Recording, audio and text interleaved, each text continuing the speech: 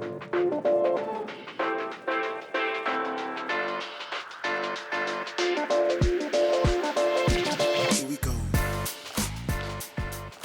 is Finding Neutral, the hardest part about riding a motorcycle. I'm Aaron. I'm Travis. I'm Nick.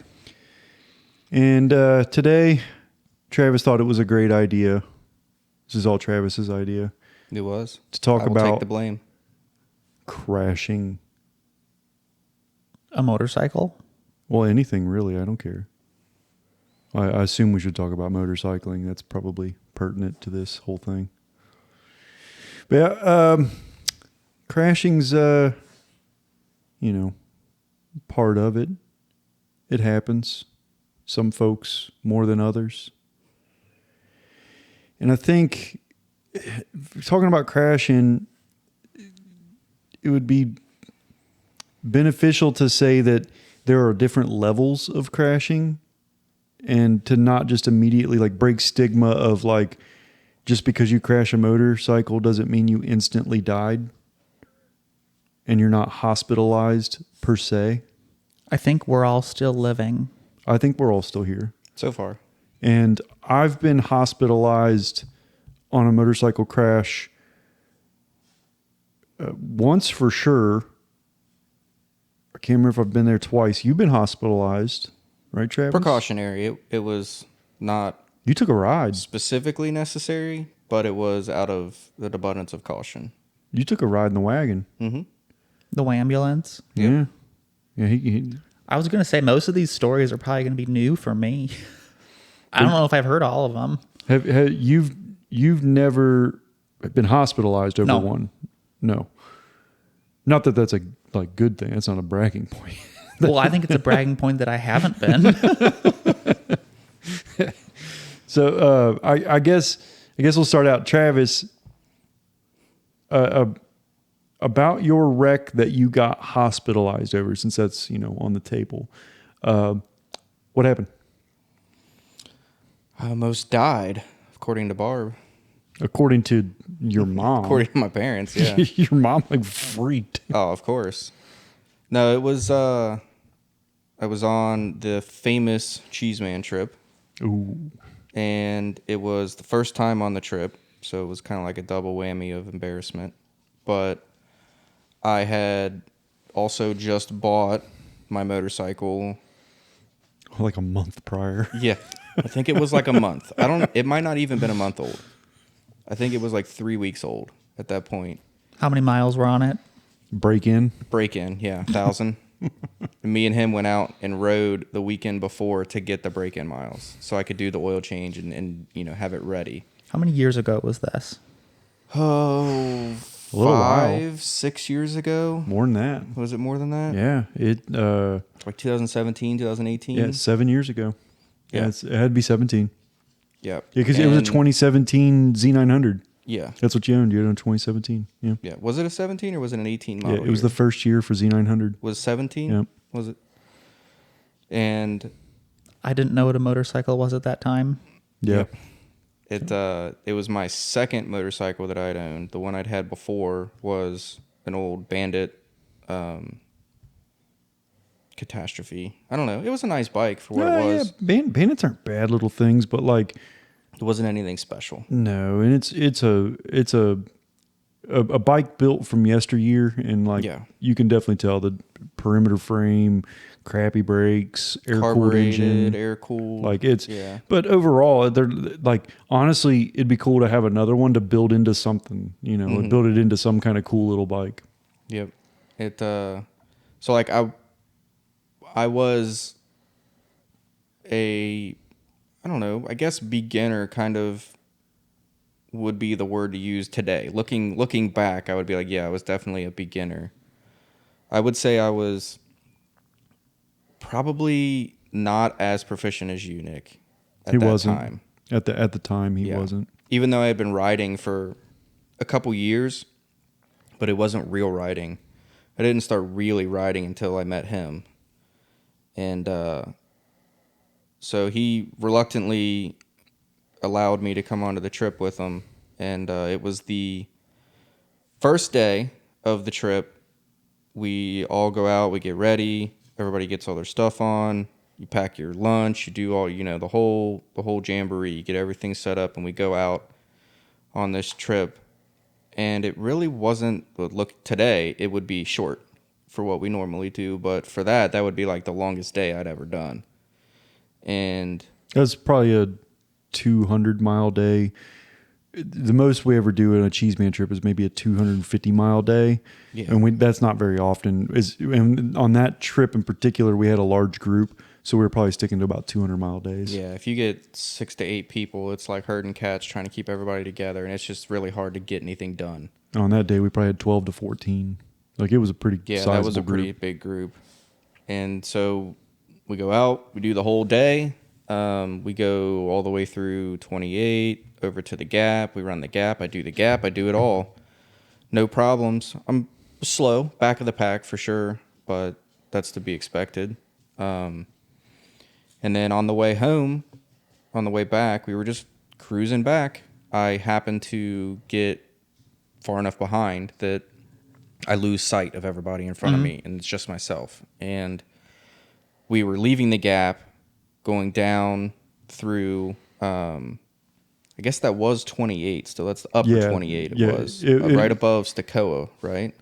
It was the section of 28 north of Franklin near Coe. Coe, that's it, yeah, near Coe. There's just a handful of turns through there. Nothing absurd or crazy by any standpoint, but me being new, we came the other way, and I was just fine. But if I had to try to not blame myself for any part of it, it was, that I definitely was dehydrated, and I was definitely a nervous wreck because I lost sight of everybody. End of the day, I have no idea where I'm going or what's going on. It's the first time I've ever done anything like this with these kind of people, so I was like ultra nervous the whole day.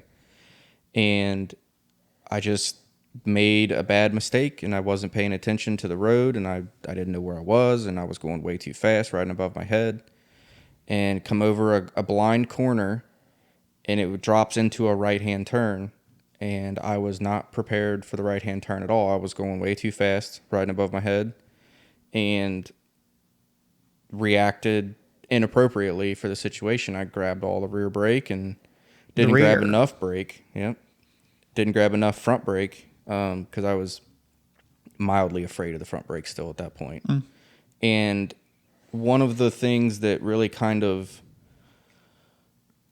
didn't instill a lot of confidence in myself was my ability to understand how much brake I could really get out of that bike. And this was all factory. Everything was original. So the brakes weren't amazing. They were fine. They just weren't amazing by any means.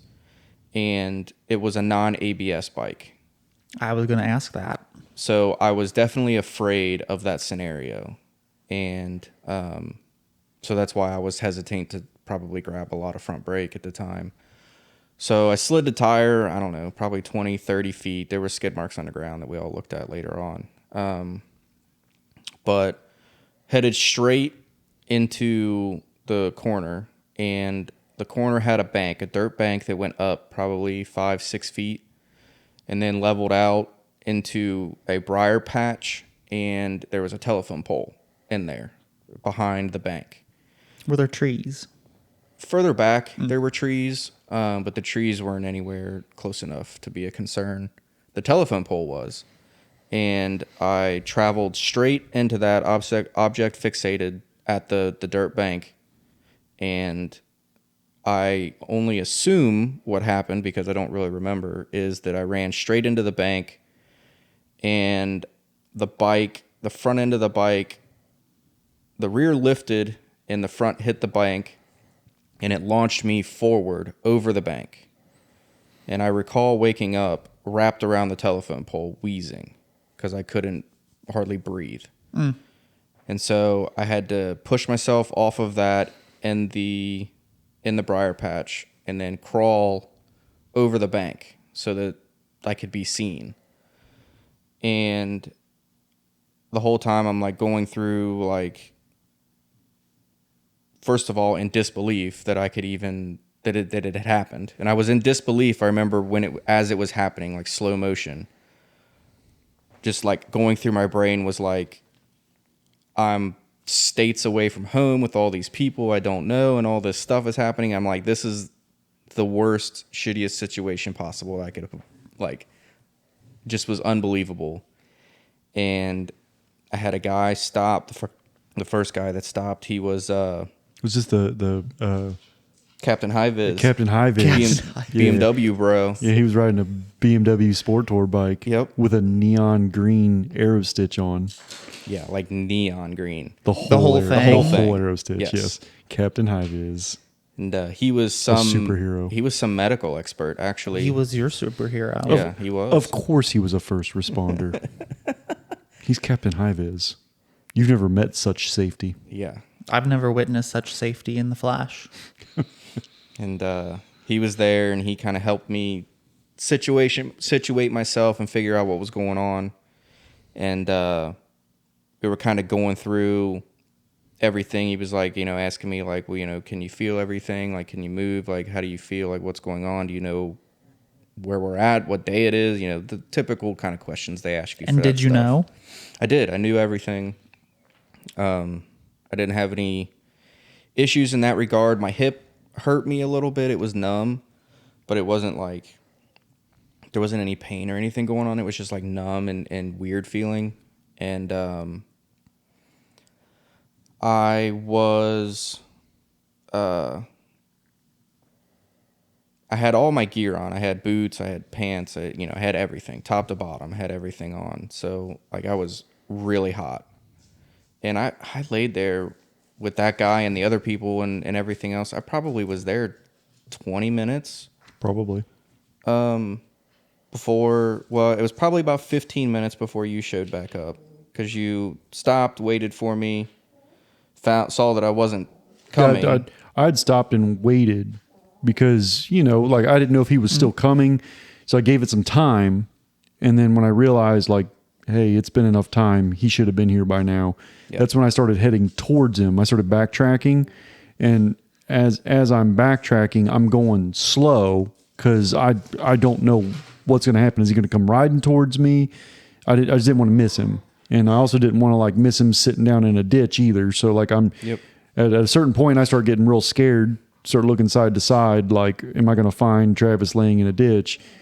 And eventually I did come across the ditch. I knew when I got to him though, because traffic, they were Was like Captain High Vis still there? He was. There was traffic backed up, and fire truck was there. Yep. Yeah. There was a fire truck there, and EMS was there shortly after after he showed up. Yeah. The fire truck was already there, and so I just went ahead and ran around all the traffic, pulled in and parked, and then there was a police officer there taking everybody's stories and stuff. Did so you get a ticket? I did get a ticket. I can't recall exactly how he wrote it up. It wasn't reckless? No. I think they threw it out though, didn't they? Basically, yeah. That was insult to injury. Yeah, I was gonna say good. You don't need to pay money. I guess. Yeah, I didn't end up It's a paying fam. anything. He did write something, and then I believe all I had to do, I had to call back later and talk to the cop and the other stuff. Like I had to call and like follow up, but it didn't. Nothing happened of it, and like he wrote it off or whatnot, and then after all of that, I was laying there. They finally, once EMS got there, they allowed me to start taking my gear off, and I was ridiculously hot at that point. I mean, it was When was this? springtime. Yeah, we always go weekend after Mother's Day, so it's in May. So it was probably like down there is probably 80 degrees, like not horribly. It was beautiful out, but when you're laying there underneath the sun wearing full gear, not moving, it's you get a little bit Pretty hot. And so they finally let me start peeling stuff off, and they got me in the truck, and they were asking me, the paramedics were asking me questions. This is after we decided that it was like me and him were talking, and we're like, well, what should we do? I'm like, I don't really feel that bad, but I'm a bit lightheaded, and my hip hurts a little bit, and it was swollen for sure. And I'm like, I don't feel like anything's wrong, but like, I don't know. I've never been in this kind of situation before, especially on a motorcycle. I've never really been hurt this much. And, I was like, what do you think I should do? And he's like, well, probably should go just to be safe, just to make sure everything's okay. And it really kind of works out best because he's on a motorcycle. You were on the Ducati at the time. Yep. And my motorcycle was definitely not rideable. And it's like, I can put you on the back of this thing, but like it's like 2.5 hours home at the shortest route. So it's like going to be miserable if you go this way. And we really don't know what's going on with you. Like it's probably best to just go. And then the whole situation kind of worked out a little better, I guess, in a way. It was a long day though, because the wagon ride felt like it took forever. We were like where he crashed, 20 minutes, maybe, 20 minutes or so to Franklin to the hospital. But he hopped in the ambulance. They took him down to the hospital. I rode my Ducati back to, there's a gas station, and I rode there, parked my Ducati there, told the gas station attendant, like, hey, I'm going to be back for this thing. So I parked it there, and then I hitchhiked back to the crash site with some very questionable folks. It wouldn't be hitchhiking if they weren't questionable. But they gave me a ride back to the crash site. I hopped on Travis's bike and rode it back to the gas station. It's probably 2 miles. So it still functioned. It still functioned. The handlebars weren't pointed straight. The front end was knocked off of it.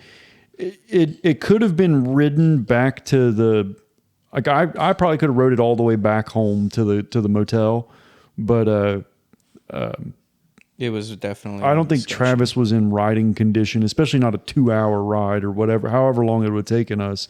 Just that was asking a lot considering he just got in a wreck. We just didn't know, my pelvis could have been fractured or, we just really didn't know. It was swollen so bad, and it wasn't really hurting a whole lot, but that doesn't mean that there wasn't something wrong. So it was like, it was just out of safety. It just kind of was better to go. So Travis had to spend time at the hospital, and I had to run all the way back, however long that took me, on the Ducati, grab my truck, run all the way back to I grabbed him at the hospital first, and then we went up to the gas station to grab his bike, loaded his bike in my truck, and then drove all the way back to the motel.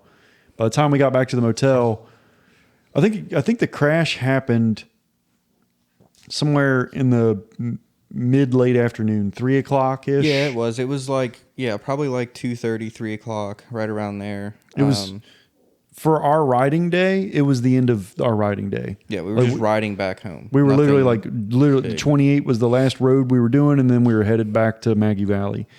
But by the time we got back to Maggie Valley, me and him, it was late. It was 10, 11 o'clock. no, it wasn't that late because it wasn't dark. No? When we pulled in, it wasn't dark yet. It was just dusk, like the sun was just going down. So it's probably between 7 and 8 o'clock at night, about when all that went down. What I do remember was you were like embarrassed to come out. I was absolutely embarrassed. But what happened? Everybody was cool. I mean, nobody threw a fit. Nobody was mad or upset or anything. Everybody was super chill about it. And I think I spent the rest of that afternoon in the bed, pretty much. Well, in the hotel. that I don't remember. Did I come out for food and all that? That night, like we did the normal like cooking food, hanging out with everybody, that kind of stuff, just bullshitting and everything. And everybody just swapped war stories about how many times we've crashed and stuff. Like that's what ends up happening. You get around a bunch of, guys that ride and stuff, and especially when you ride like how we ride, a little sportier and a little faster than we probably should. You've definitely gone down before. Like there ain't a one of us in the group that hasn't. Everybody had a crash story. We'll gladly divulge all the crash stories. It's like we wear them like badges of honor, man. And I think that night Travis realized his crash, while it sucks, and it's not a great way to be like accepted into a group as like, you know, trial by fire kind of thing.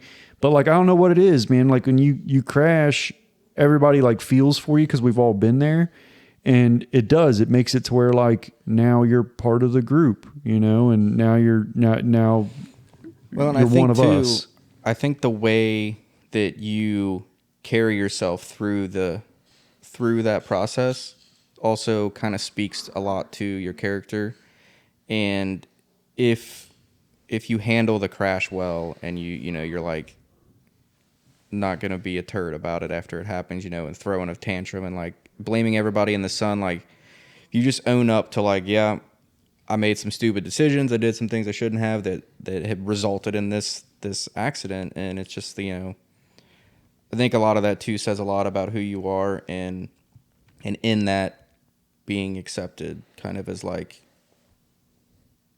under, you know, owning up to your issue, but still being like, well, I still want to do this. I'm going to get back on the horse. You know, I think it says a lot about the person, and those are the kinds of people that the group accepts, or not the people that flip out and blame everybody and their son and you know, act like they're better than what really happened. Yeah, I think like when I first rolled up onto Travis's crash scene, I kind of knew what had happened already. I knew he'd come over that hill crest, and that hill crest was blind, so he couldn't see the right-hander afterwards.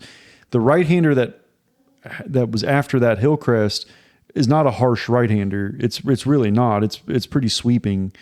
And he was traveling at about the speed limit, honestly. Like, in all seriousness, he was going about the speed limit, which on that road's 55. In that corner, you can roll around that corner going 55 actually pretty easily, but it just spooked him because he popped up over this hill. He had lost sight of the folks that he was following, and he was a little trying, you know, even though I think he wasn't trying to, but like kind of you get that feeling of anxiety, like I need to keep up with the group, and that can kind of take over a little bit. Sure.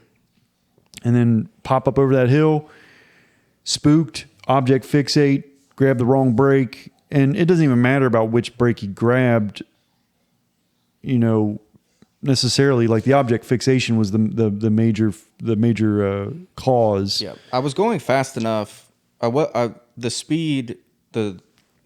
through that corner all the time now. It's faster than that speed. Oh, so absolutely. It's not that wasn't the problem at all, but it was just I was not at the skill level in which to handle the situation. Yep. And so he just spooked. When he spooked, he object fixated, stood the bike straight up, and drove straight rather than turning right. Yep. And while he was driving straight, he was scared, and his instinct told him to smash the rear brake, lock the rear wheel, which scared him even more, caused him to go straighter, and he just drove straight off the road into ditch and embankment.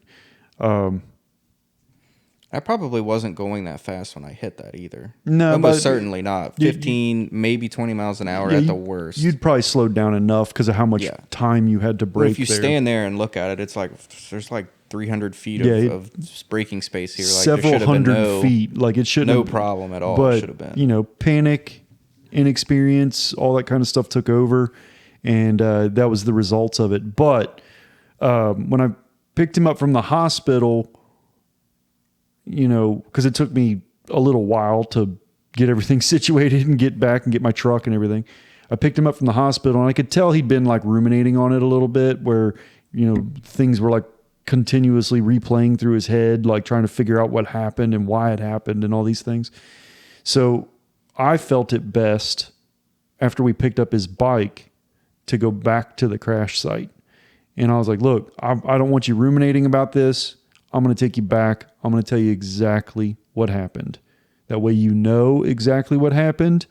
You can think about how to avoid that situation in the future. but at least you won't be sitting here like ruminating on it, worrying about like what happened, what caused it, did all this. So we went back and we looked at the crash site. He saw the skid mark on the road where he locked the rear tire up, and pretty much I described to him exactly like, look, you were in the middle of the lane, popped up over this hill, you got spooked, you smashed the rear brake, you stood straight up, you drove straight off because you object fixated, and that's where you ended up. I was like, you did a pretty good job dirt biking the thing as far as you did, but I mean, you can How only... far into the dirt did you go? So right off the road, there was another road that teed. It was a driveway. And it was a driveway Yeah, that went driveway. up. It was a to dirt driveway. Something. I think there's like a power station or something back there, and it was part of that or something. But it was probably 50, 60 feet maybe of gravel all the way up to and just like dirty gravel, kind of like less gravel, more dirt kind of thing, up to the embankment. And the embankment was just kind of a nice, clean, solid like ramp up to the top of it. And I must have hit it perfect because I flew right over the thing. If I hadn't have flown over the embankment, it probably would have been much worse. But the bank was only 4 or 5 feet tall. It wasn't much. Yeah, and I think he got slowed down enough to where like the bike didn't ramp or nothing, do nothing crazy. But that would have been a heck of a video to have from behind. And we couldn't that happen. Yeah, we couldn't Superman quite for a make couple out. seconds. We couldn't quite make out exactly how the bike crashed. We think that like when it hit the embankment, the front wheel dug in and the rear wheel lifted off the ground, and that's what caused the front end of the bike to get knocked off.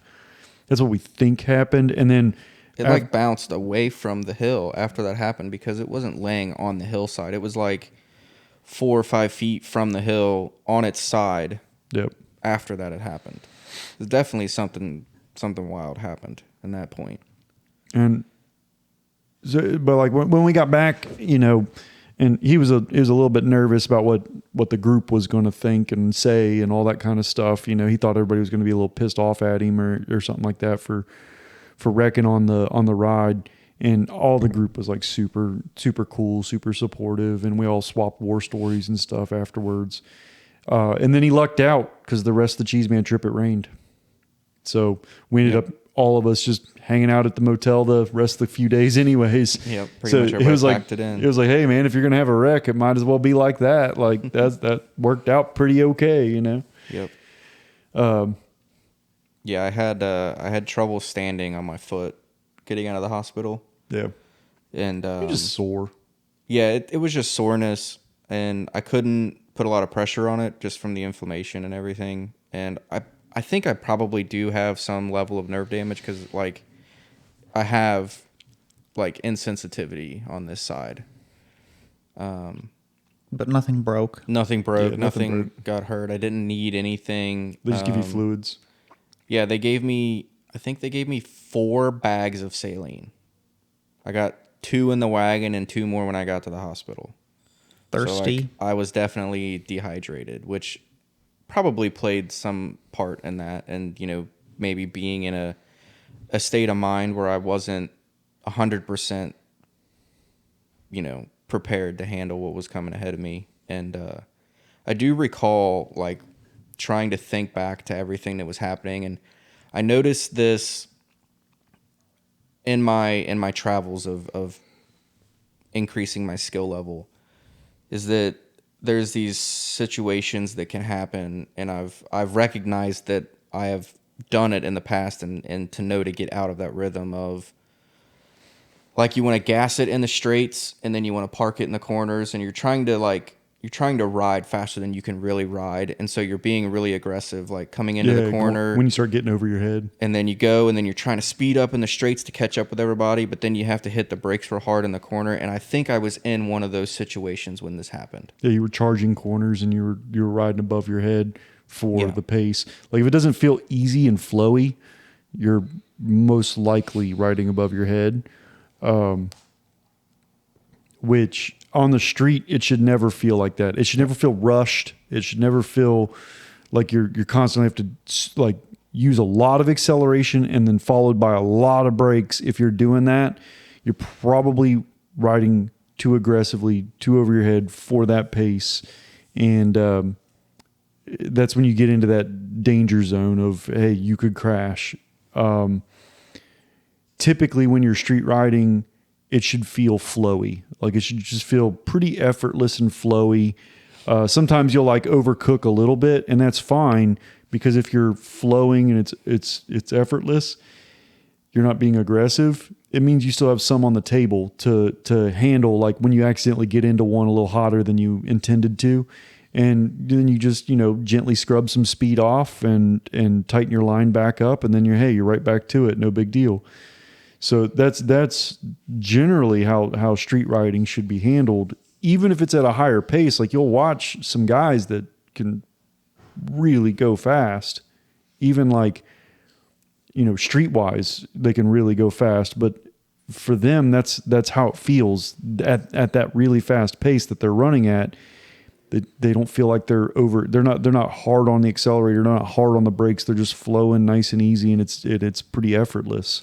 It also doesn't wear you out. Yeah, it's like very very low effort, and I think it's strange for a lot of, well, not only newer riders but lower skilled riders to accept that these fast guys, they aren't trying hard. Like that's not the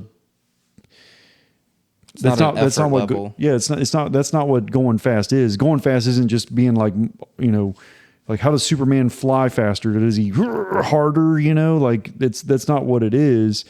It's just that at their skill level, they can carry more mile an hour, and they have more in their bag of tricks. They have to handle situations that come up, whatever it may be, whether you have a tire step out, or the chassis gets unsettled, or you're in too hot and you need to adjust the line.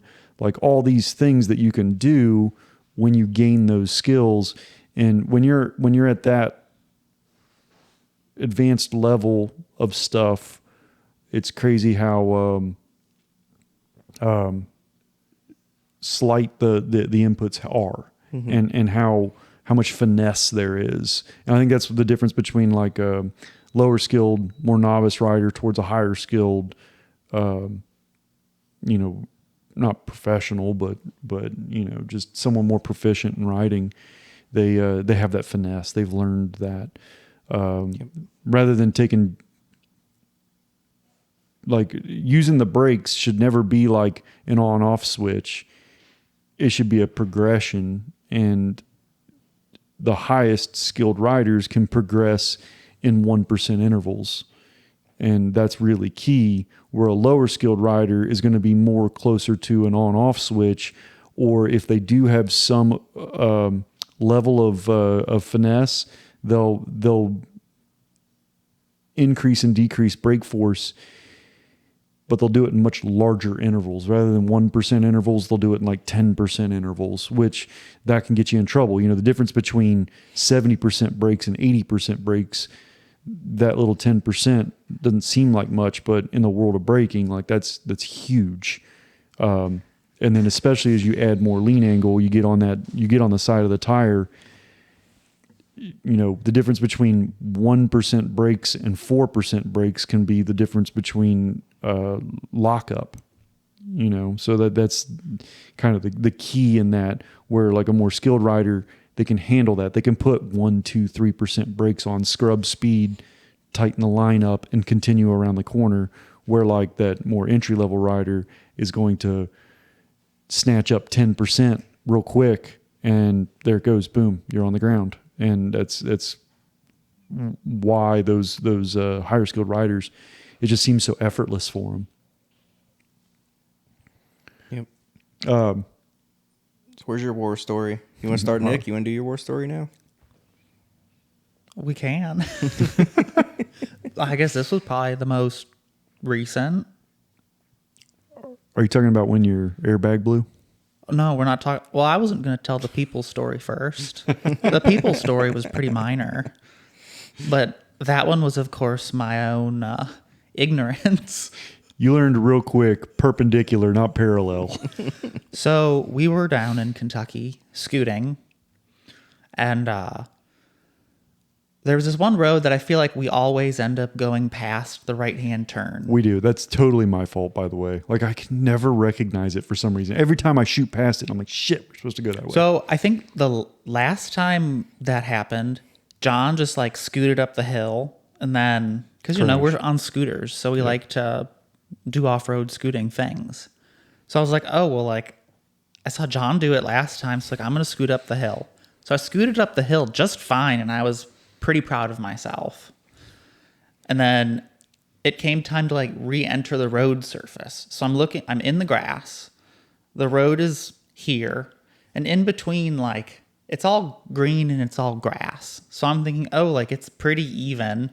So I'm going probably about like 30, 35. Oh, crap. You were going that fast? Oh, yeah. I thought you were going like 10. No. So, well, how did I got like a chunk of asphalt in my people. Wherever if you're in the grass and you're off the pavement, you try to re-enter the pavement. Typically, the pavement is higher than the ground. There's usually a good step up onto the pavement because a road surface pavement's usually a few inches thick, and yeah. So I'm probably, if we're looking at road here, I'm probably entering like not even 45 degrees. Yeah, not a very steep angle. So there's a little ditch that kind of goes down and then back up, and I got caught in the ditch and I just right in my people, and the airbag popped, and I was like, really? That's $330 to have that recharged. Which airbag vest do you have? That was the Dainese Smart Vest. Is that similar to the Tech Air 3 vest?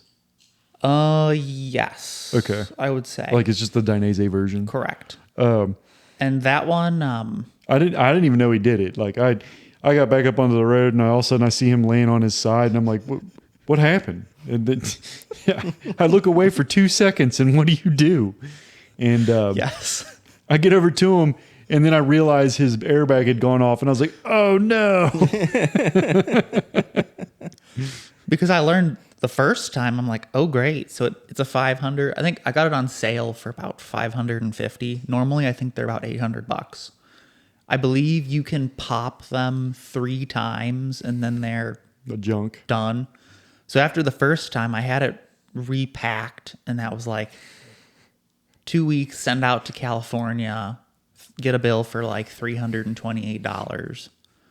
But now I think with some of the newer airbags, you can actually screw in the CO2 cartridges themselves. So after the people incident, I didn't send it back to get it recharged because I just figured, why spend $330 to have this recharge, and it's Just only get a good new for one one more time when Yeah.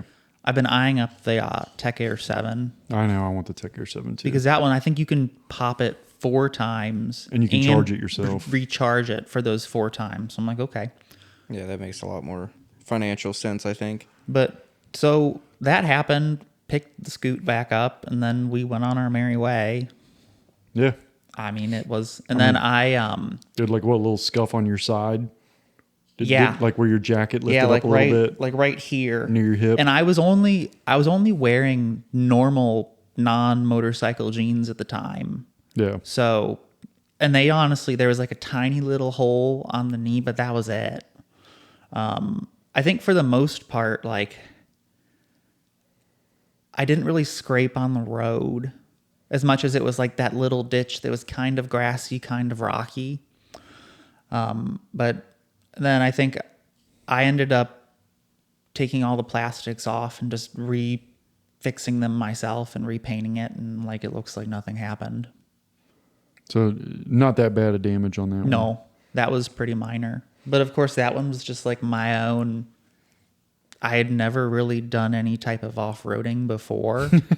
So I think the thing about a lot of the crashes, it's about how much do you know before. Because then the other crash story that I have that I was on 915, and there's kind of like a right-hander. There's a bank over there, and there's a big crack in the road. So I think this was probably within like a month after meeting you guys. So I was still pretty fresh. And that was probably maybe my second or third time going down that stretch of 915. And I was on Julie, Who are you with? myself. Oh, you're by yourself. Yeah. Okay. So I was going into this corner, and I had gone wide in this corner probably the 2 times that I'd been through it before. I had gone wide. So it's like, okay, I don't want to go wide. But then there's this crack in the road. So it's like I had my brake pressure on, the front brake, like you should. And then I went to turn in. And at the same time, I was just like, oh, I can't be on the brakes when you go to turn in. Because, I was less than probably 9 months, if that. No, it was probably 6 months of riding experience. Into your riding career. And so I just let off the front brake all at once, went to turn, and like the front just washed out. And Yeah. In champ school, they taught us about the unloaded tire crash. They said that's, in their opinion, as far as single vehicle accidents are concerned, they feel like the unloaded tire crash is the most common crash in motorcycling for single vehicle accidents. So, if we're talking like safety statistics, I don't have the exacts here in front of me, but I do know like approximates, and it's nearly half of all fatal motorcycle accidents involve no other vehicles. Exactly. So 1 and 2 is our fault. And so how do you prevent that? How do you make folks crash less, or how do you make them survive the crashes that they are having? How you survive is wear a helmet. That reduces your likelihood of fatality by 30%. All the rest of the gear helps as well. Yeah, I mean gear's a lifesaver, literally. But I don't like to necessarily preach it because, hey, whatever, you're your own person, make your own decisions. But as far as other stuff, when it comes to crashing, it's sad, but God, don't drink and ride. That's a pretty avoidable. 30% of all fatalities they were drunk, and another 30% were speeding excessively. Excessively And not successfully. Yeah, excessively and not successfully. But the excessive speed. So like basically wear a helmet, don't drink and ride, and don't excessively speed. And I think when we say excessively speed, if you're out 30 miles an hour higher than the speed limit. I wouldn't even say that per se. I would say riding above your head, just flat out, yeah. Riding above your head. If the speed limit is above your head, if 55 mile an hour is above your head for that moment in time at your current skill level, then you're riding with excessive speed, period. So even though you're technically going the speed limit, because the government, when they design the speed limit, they don't know that you're going to be taking a crotch rocket around that corner. They have no idea what the heck is going around that corner. A semi truck can't go 55 around that corner, but the speed limit's still 55. So whatever speed it is, if your skill level's not there, if you're riding above your head, then you're excessively speeding in my mind. And scrubbing speed would ultimately have prevented the crash. But an unloaded tire crash, what they meant by that, how they define it is, so the front tire for your bike, if it is unloaded, the carcass of that tire holds a rounded shape. When it's under that rounded shape, your contact patch is narrower. If you load that tire up, say by using the front brake, and again, we're talking in slight increments, we start adding more and more brake.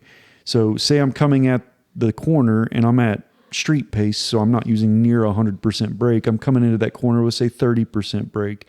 And then as I start to add lean, I start to take away brake because I have 100 points of grip. I'm using 30 points on the brake. That means I have 70 points of lean that I can get into before I really start pushing limits. So I start adding lean and taking away brake, carrying it into that corner. That tire is going to remain loaded. I'm going to deform that tire's shape. I'm going to flatten it out on the road surface, and I'm going to spread my contact patch and create a larger contact patch with that front tire. And I carry that all the way down into lean, whatever that lean is for that particular corner at that particular mile an hour. And essentially what I'm doing is I'm creating more available traction, which is going to prevent that low side, that inevitable front end slide, low slide. When you were trying to avoid the crack, staying a little wide, when you entered into that corner. So then I had to turn sharper to make sure I didn't go wide because I was kind of on the outside of the lane with it being a right-hander. So the line you chose required more lean angle, and you had just gotten off of the brakes. So your tire contact patch was very narrow, and then you demanded more lean angle. So instantly, and they said this too about unloaded tire crashes, is they happen so quickly. They're like, oh yeah, like you can't even think. It's just like all of a sudden you're turning and then boom, you're on the ground, and you're like, what the heck happened? You're just sliding across the ground. Like, I don't even know what I did wrong.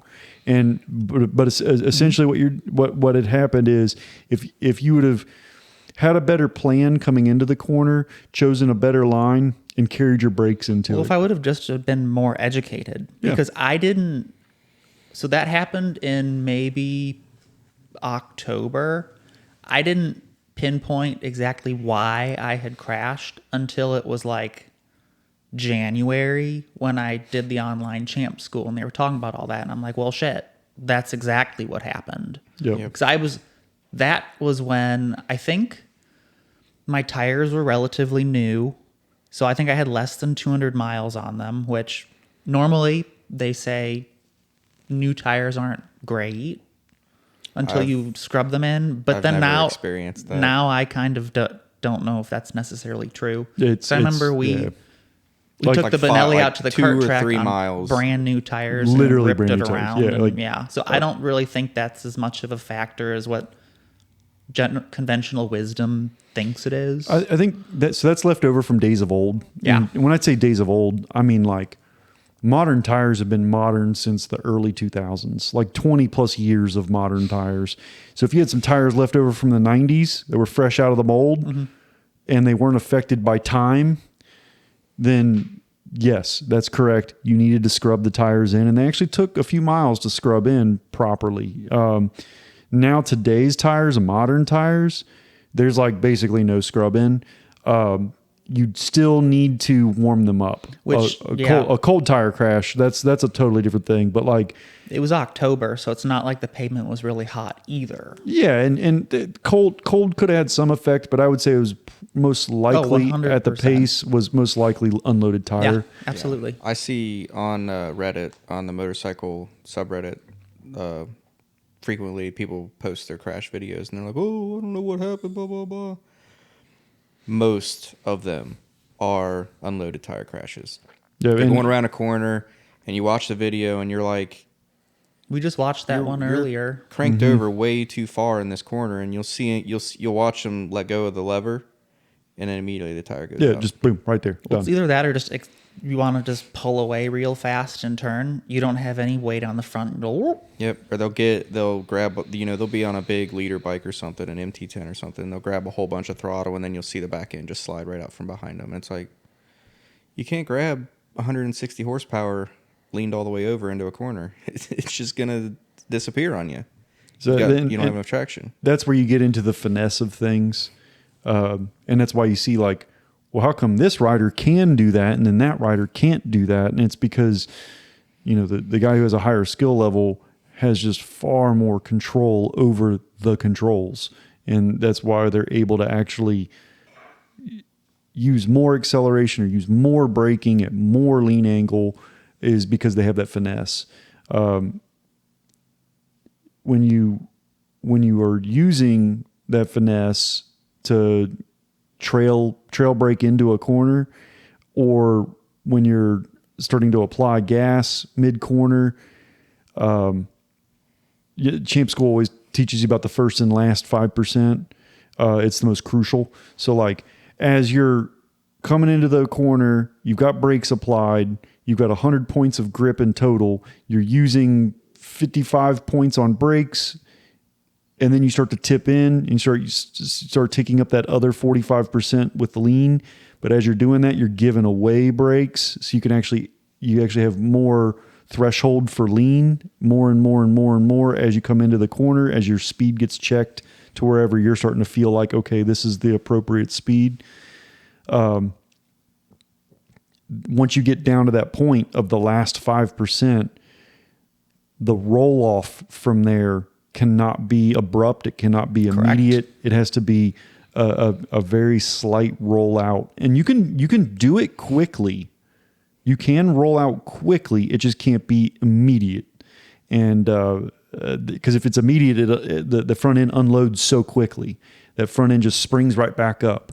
And once it does that, it's like a pogo stick. It almost pulls the tire off the ground. And once that happens, like at lean, that front end just lets up, takes all the weight off the front. Now you've got an unloaded tire. Now you have a small contact patch, and you're trying to ask of the available traction that's there, you just reduced it.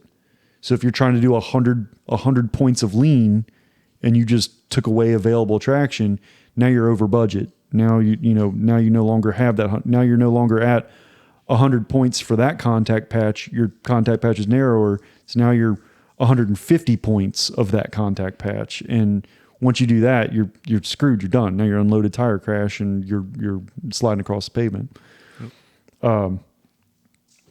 So like in that instance, and it's always cool to like, I think, to go back and try to really analyze what happened, why it happened, to think about in future circumstances, what you can do not only in the circumstance, because coming from a person who's crashed a lot, when you're in that circumstance, there's not much thinking involved. It's just pure reaction at that point. Like, it's not like I have thoughts going through my head like, oh, the front tire is sliding right now. I need to do A, B, and C to prevent a crash. Like, you don't have time for that. Like, it just happens so quickly. You have to have the correct instincts built in. You have to have the correct reactions built in. And how you do that is think about what the correct reactions are. Think about the correct techniques, and start applying and practicing correct techniques. That way, when the stuff goes sideways, you have a better chance of reacting correctly. Yep. Not to say that you will, it's just you have a better chance of it. Yeah, that phenomenon is probably most present in most easily identifiable in object fixation crashes. Oh yeah, and that's probably like the highest. Anybody that hits anything, that is like the number one suspect is object fixation, because it's so easy to do, and it's so like built into your brain that whatever you want, you're looking for things on the road and you see a thing and you stare at that thing to try to avoid it, and you inevitably hit it I do it every single time. If there's rocks in the road, I'm going to hit them. You would not believe the accuracy level I have at running over rocks on the road.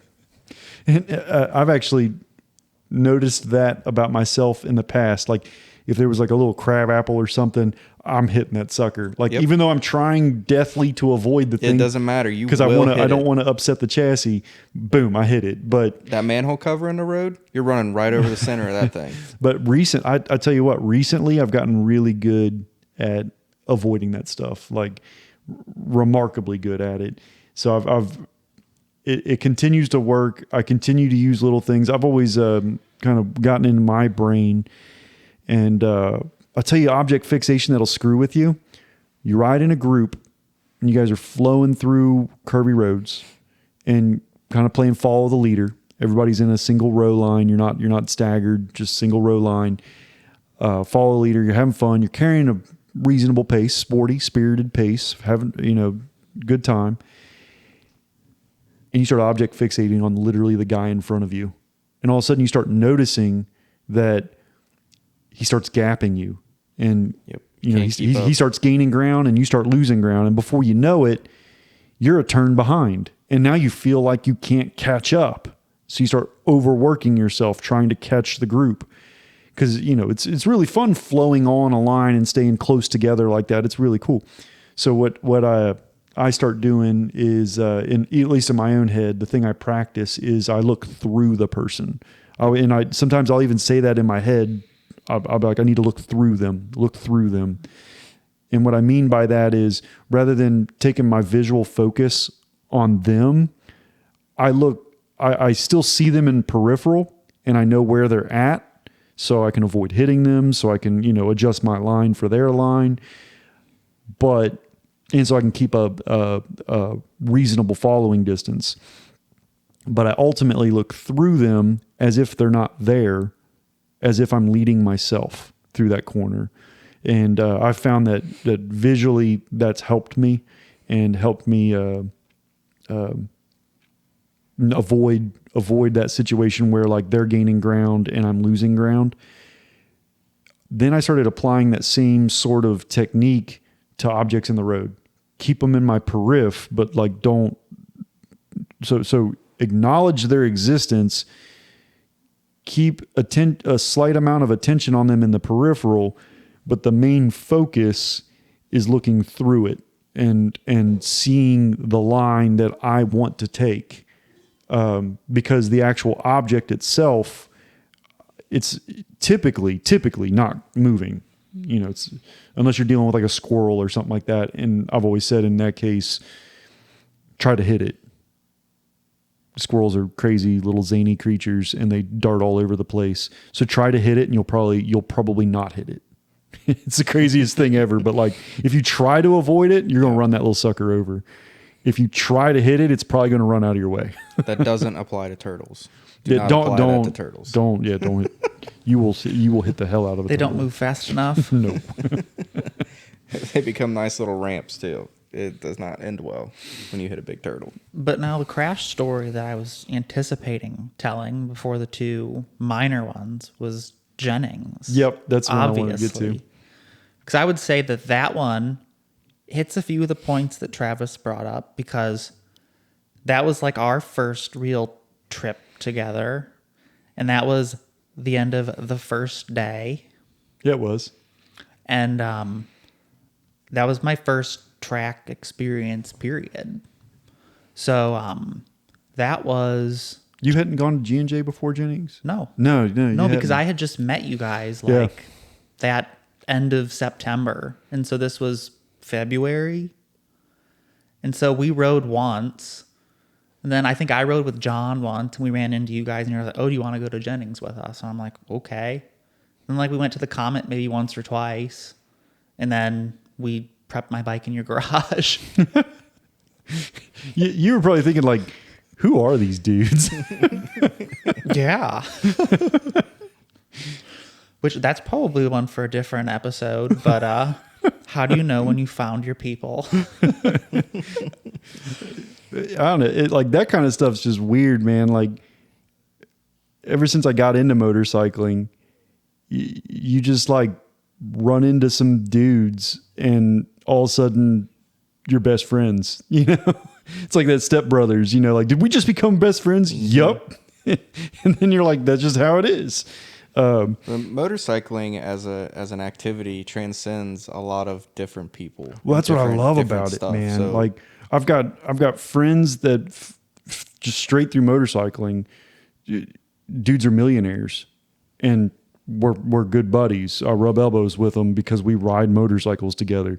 And then on the other end of the spectrum, I got buddies that are just broke and they can't figure it out at all, poor fellas. But we ride motorcycles together, and it's like the one unifying thing that we have, and it's people of all walks. I got friends that are doctors that ride motorcycles, and you ride motorcycles with them. Dr. Hivez. Dudes that are engineers, dudes that are mechanics, dudes that, work in an office set, like just any and every walk of life you can think of, any kind of ethnic backgrounds you can think of. Yep.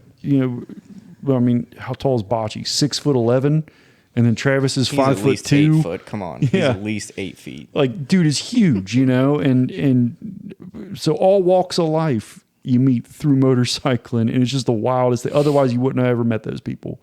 I think it's pretty cool. But you kind of got thrown in the mix there, and hey, come on, let's go to Jennings. Yeah. And then end of day one. Yep. So I was I think it's like what, maybe 5 sessions in a day there? 5, 6? Yeah, that's probably at least 6. I'd say 6 or 7. Yeah. So it was after my session before the crash. It was like, oh, they have track coaches here. So I'm like, I went to one of them and I said, okay, I'd like some coaching. Because I thought, well, that's exactly what I probably need. So the coach followed me probably for 2 laps. And then he led me for a few laps, of which I think I probably did 1 lap successfully. And, he was trying to push me because that's exactly what they're trying to do. So then the second lap I probably did following him. Of course, I was going faster than I had ever gone the whole day. And I mean, I think I was probably in like the 145, 150 range before I started working with this guy. And I probably was getting close to like the 140s, which that was too fast for me at that time. So I was coming out of, I think is the last turn 13, around 14 into the front straight. And there are a bunch of other bikes or whatnot. So he goes to pass all these guys. So I'm like, okay, like, I guess I'm going to pass these guys, which generally I'm not much of a passer on the track anyway. But I was like, okay, I want to follow him. So there I am. I'm probably set up a little bit too far to the left going into turn 1. So you were a little narrow. You were on the inside. Yeah, I was a little bit further on the inside than I would like. I was going faster than I would have liked. Which, being set up narrow, requires more brakes anyways. Yeah. And I would say that I'm not afraid of getting deep into the front brake. And that was the one thing, like, that Jennings experience. Like, I can give it a lot more front brake than I ever thought possible. Oh, yeah. There's a lot there on the table. So I was just kind of coming in a little bit too narrow, a little bit too fast. And, like, I think I was too fixated on I was going too fast. My body wasn't in the right place. I was probably a little crossed up. I just ran out of tire, slid off into the dirt. Yeah, just a gentle low side, then then a slide into the dirt. I always estimate I was probably going about 70. Yeah, that entry into 1 there, it's a fast sweeping corner. So like your corner speed is 80 plus mile an hour. So at full pace, full corner speed, give or take, somewhere around 80 miles an hour. So if you'd gotten it slowed down enough to like be at 70 when you crash, I'd say that's pretty accurate. You were probably in that ballpark. I mean, I'm sure I could have handled that. It would have felt uncomfortable to me going that fast through that corner. I'm sure I could have done it if I would have committed and not kind of been crossed up. Well, I think the key takeaway for that is most likely when you came in too hot, you caught a whiff of panic. You're on the brakes and you were making good decisions. Where I think your bad decision took in was on the tip in. So like when you tipped in, I bet you tensed up. I bet you got real super tense. And when you get super tense like that, believe it or not, how do you initiate a turn on a motorcycle? Yamaha Champ School will never ever use the term counter steer, ever. They'll never use that term, and not in a instructional way. If they just happen to say it in passing, they're not meaning it in any sort of instructional way. But you know how to initiate a turn on a motorcycle. Typically, it's a little bit of input to a bar. It's a move your body weight and shift, and then you'll start the lean. Right after that point, when you initiate the lean and the bike starts to pitch over an angle, what's going to happen next, and this is crucial, but the handlebars will no longer be counter steering. They will be doing normal steering at this point. But if you tense up and you're frozen, you're preventing the motorcycle's handlebars from flopping into the corner and steering around the corner, and you're going to cut a wide line because of it. And I think that's where so you initiated tip in, you were on the brakes, initiated tip in, like everything was right up until this point, But because you got a little spooked, you tensed, and then that caused the bike to not want to do what you needed it to do. And in that moment, that's when the panic really set in, and that's when you just kept leaning more. And then you're just sliding on the pavement. Until you ran out of lean angle, and then boom, you're on the ground, and now you're sliding. Oh, here I am. Yep. Sliding along. And I think I might have rolled maybe like once. I think that one of the frame sliders caught on the pavement and spiraled it. I think it rolled at least twice. Yeah. But the thing is, I had just had the can reskinned, and the can didn't get damaged at all. I'm like, thank God. So, and then my body wise, I was pretty bruised and kind of sore. And I think that I actually hurt myself picking the bike back up. Yeah, that can happen. With my shoulder. All that adrenaline flowing and stuff. Like you make really idiotic decisions when the adrenaline's flowing, and you don't even know why you're doing it. Like hell, that the thing that just happened this week, my rear tire locked up on the scooter, and I got it slowed down. Rear tire started rolling again, and I was able to like get it off the road. I was still in panic. I still had a bunch of adrenaline, and I'm like, I just start crossing across lanes. And I'm like, oh yeah, this is still the highway. I can't just cross lanes at 30 miles an hour. I need to look and make sure I'm not going to get creamed by some other car, you know? Yep. But because I was in pure panic, like I was just making dumb decisions. And that's one of those times when you have to like, I know it's hard to do, especially for folks that aren't as accustomed to crashing as me. But slowing down and thinking through things rationally while you're in that panic mindset, it's hard to do. It's hard to recognize in yourself, but it's crucial that you like slow down, take it easy. It's okay. You don't need to rush to pick your bike up because it's already crashed. It's already damaged. It's not going to damage any more sitting there. I promise. Get any worse. It's like it's over with. Let's calm down. Let's figure this out. But that adrenaline takes over, man, and you're like, instant. We're gonna rush, pick up my bike.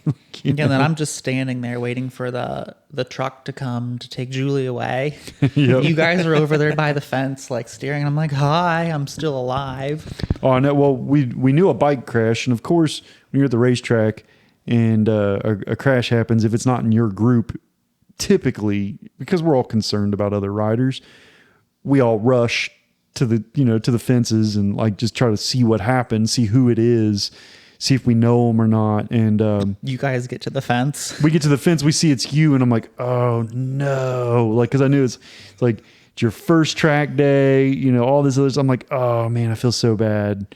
Well, because then that was just like how Travis said about her first trip, whatever. You're embarrassed as shit. Oh yeah, and you're just like, wow, these people probably think I'm an idiot.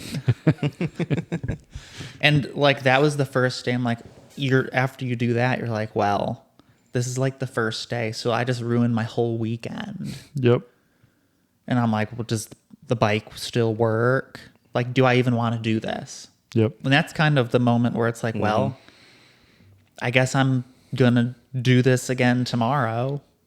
That was kind of the decision point. It's like, well, you can either just say you're done, or you can get back on and do it again. So I think then that night we got out the rainbow unicorn duct tape and some zip ties, and we got it all put back together to the point where it was rideable. And then I rode again on Sunday, and I rode on Monday. And I would say that by the time I was done on Monday, I probably was back to the point where I was going the speed lap wise as when I crashed. Yeah, I'd say so. And that's kind of the key to getting back to it. Like when you have a crash, you get back on it. You obviously don't just go out immediately and try that same thing again at the same pace because like you're not ready for it. So you actually step back a moment and kind of ramp back up, and you slowly work back towards it. And as you're slowly working back towards it, paying attention to like what you're doing, what's happening, what the bike is doing and telling you, and kind of learning from all of that to prevent that from happening again. The only people who can like crash and then immediately get back on and just instantly start riding at that pace again. People that have crashed a lot. And experienced racers. You'll see an experienced racer pick their bike right back up and just try to get back on and start racing again because they got a race to complete. So and they're racing for position, so that it's super crucial that they get back on the bike and back out there as fast as possible and get back to pace as fast as possible. Well, they also know how to crash. Yeah, and I would say with crashing more, you learn how to handle a crash better as it happens, to where you tend to not really get as hurt. Not to say you can't get hurt. I'm just saying, like, you tend to know how to slide. You tend to know how to get away from the bike and how to prevent yourself from tumbling and ragdolling. These are all things that you kind of learn. It's not something that you necessarily want to like think about, but like it's a good thing to think about. Like, my favorite one was Tuna, who was here last night. Was that your first experience with Tuna? I watched Tuna crash back in 2012 at a Wira Grand National in Roebling at Roebling Racetrack, whatever that's called, Roebling Road. Yeah, Roebling Road. I don't remember what turn it was, but Tuna came in. He was on an SV650 at the time, and he came in. I think it was during the race, and he low-sided out as a left-hander. He low-sided out, and it was pretty close to triple digits. If it wasn't triple digits, it was pretty close to it. Dude was moving. Like, he was carrying some pace. And he's a fast dude anyways. He went sliding for hundreds of feet.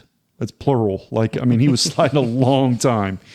And as soon as the bike hit the deck, he was already away from the bike.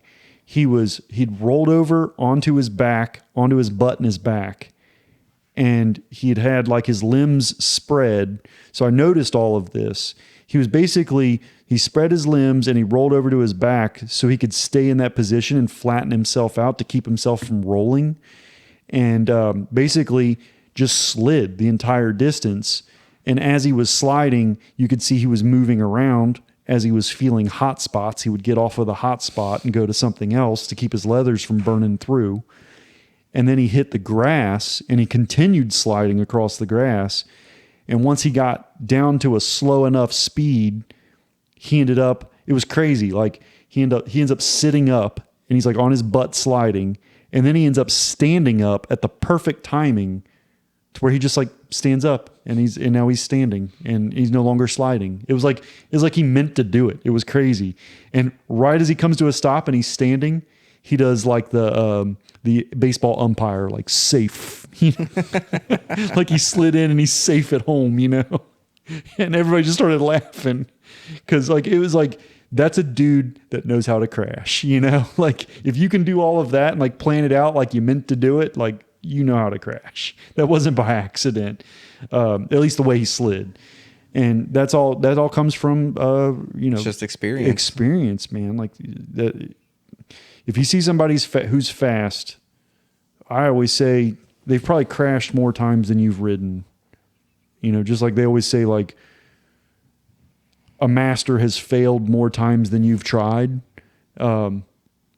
Just to try to get you to inspire you to start trying things.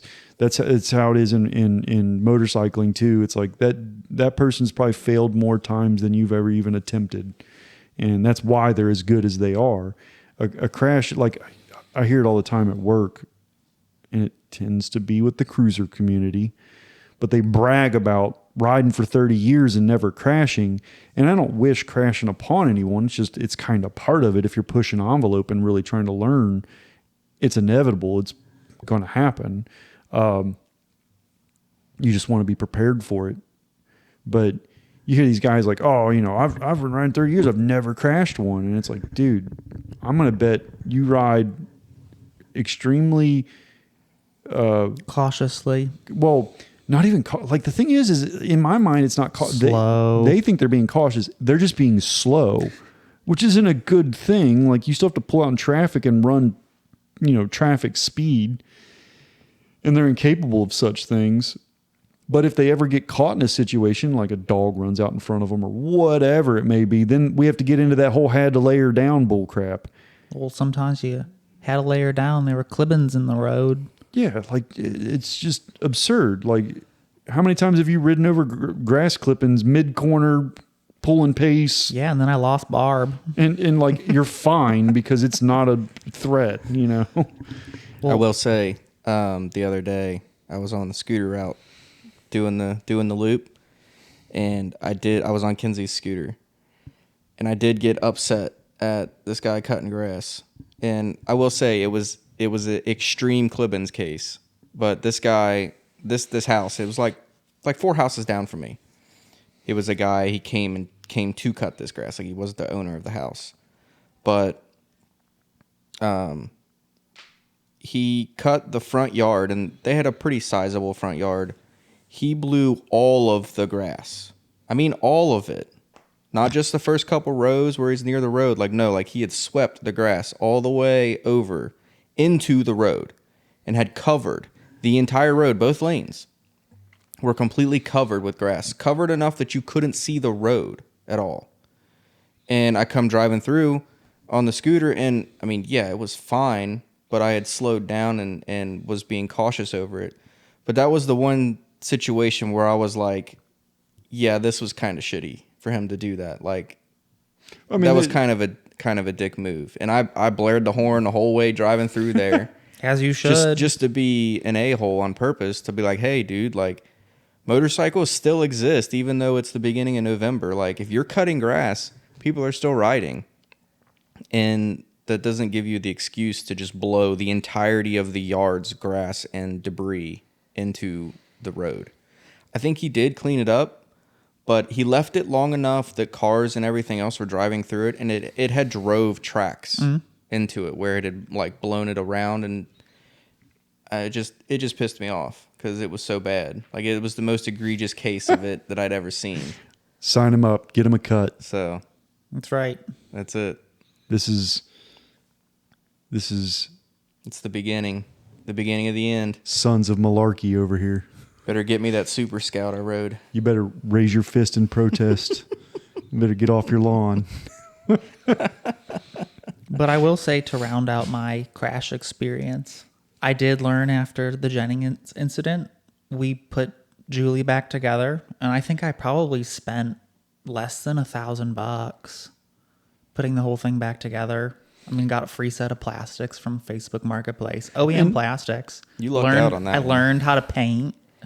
And when you I mean, your situation as far as like fixing the bike, that whole situation, you did kind of luck out and stumble across some parts. Yeah.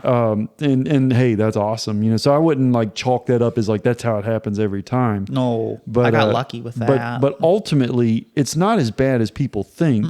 And even if it is a write-off, like you just totaled that sucker out, it's not the end of the world. Like, I think some people, it's crazy. And in this day and age, an $8,000 motorcycle, I know that it's bad for me to say this, but ultimately in life, it's not that expensive of a thing. Like it's fine. Yes, it sucks to lose $8,000, but it's not going to end the world. It's ultimately you could walk away, and hopefully, you got insurance. Hopefully the insurance would cover that in that situation. If you don't have insurance, you're an idiot. But like, whatever, you lose $8,000, your life's not over. Yep. You're fine. You'll be okay, and you can get another motorcycle eventually someday, or maybe you're well off enough to where you could just go buy another one.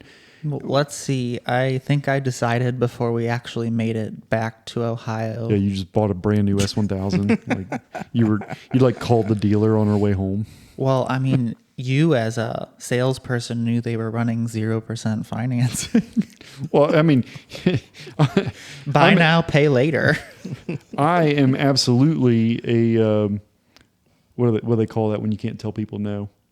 An enabler. Enabler. Yeah, that's it. Yeah, that's me. Like when it comes to motorcycling, like I'm absolutely. Well, no, going and to I said this, I popped this idea off of several people, and nobody thought it was a terrible idea. Well, you were surrounded by motorcyclists. Well, that and even some What do people. you expect us to say? Some people that even no, don't weren't get with an awesome me. motorcycle, Nick. That's a terrible idea. Well, but also like I don't buy brand new things ever. Yeah. So like me buying a brand new thing, that's because you generally I would say like depreciation. Buy something brand new, drive it off the lot. It's worth nothing.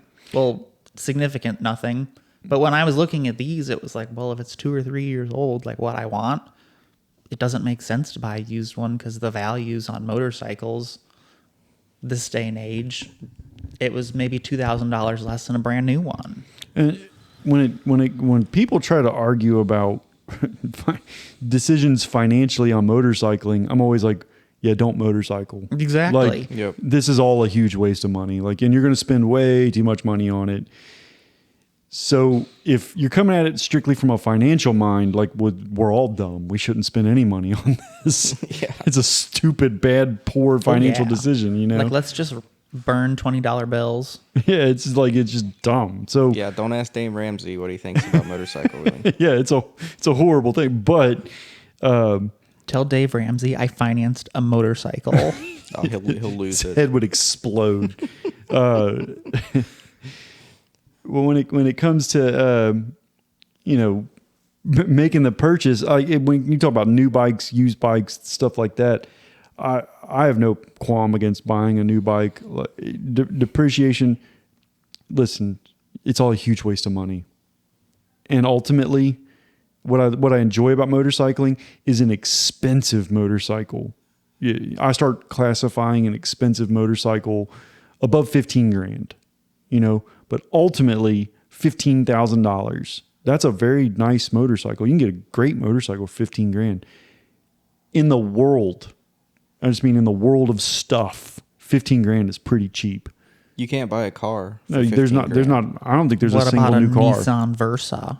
I don't think there's one single car in production in the United States that's 15 grand. New, yeah. New.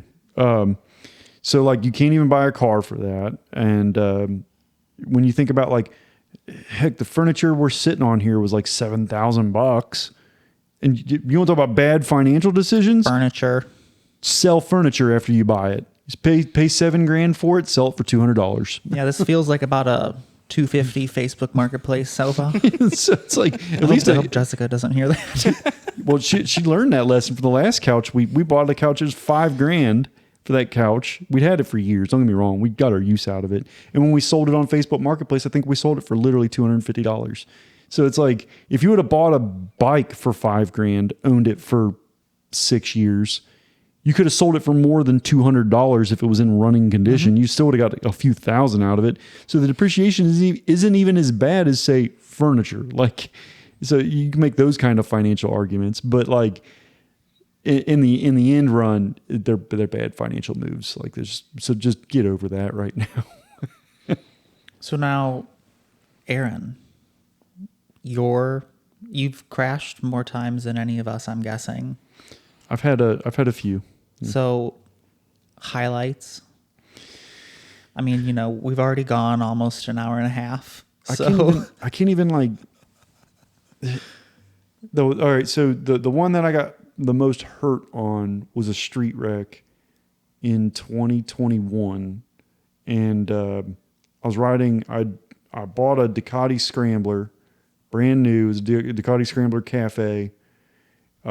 Really loved the look of the bike. The bike it was such a good looking motorcycle. The silver and blue looked good. Yeah, silver and blue. It's a sharp bike, man. And I was cruising on my way to work, 45-mile-an-hour road, 4-lane road. Was this when you were current job or previous job? Current job. Current job. And it was a Saturday. I just pulled away from a stoplight. I was the first. I was first in line at the stoplight, but it's a 4-lane road, so I still had another lane of traffic next to me. I was in the furthest right lane, and I pull away, and I gas it up a little bit. Nothing ridiculous, but I gas it up a little bit just to get away from the traffic. I always like to leave a little buffer between me and traffic. So I gas up enough to where, traffic's probably 5, 6, 7 car lengths behind me. And I'm cruising, I'm cruising. I'm going, I'm sorry, I take that back. It wasn't a 45 mile an hour road. It's a 35 mile an hour road, but I was going about 45. I don't think that's anything ridiculous. Most folks do that when they're cruising down a road, especially excessive. This road during a commute in the mornings. Most folks are doing between 45 and 50. And that's just what it was. So I'm cruising along all the way right lane, 45 mile an hour. I got my right hand on the handlebar. My left hand was on my hip because I was just kind of sitting upright, being comfortable. It's a straight road. Hill crest, a little bit blind. And on the other side of that hill crest was a manhole cover. And they had just repaved. So it was like an extra deep manhole cover. And I hit that because I just honestly didn't really know it was there. I've hit it, I'm sure, How 1,000 deep do you think times. it was?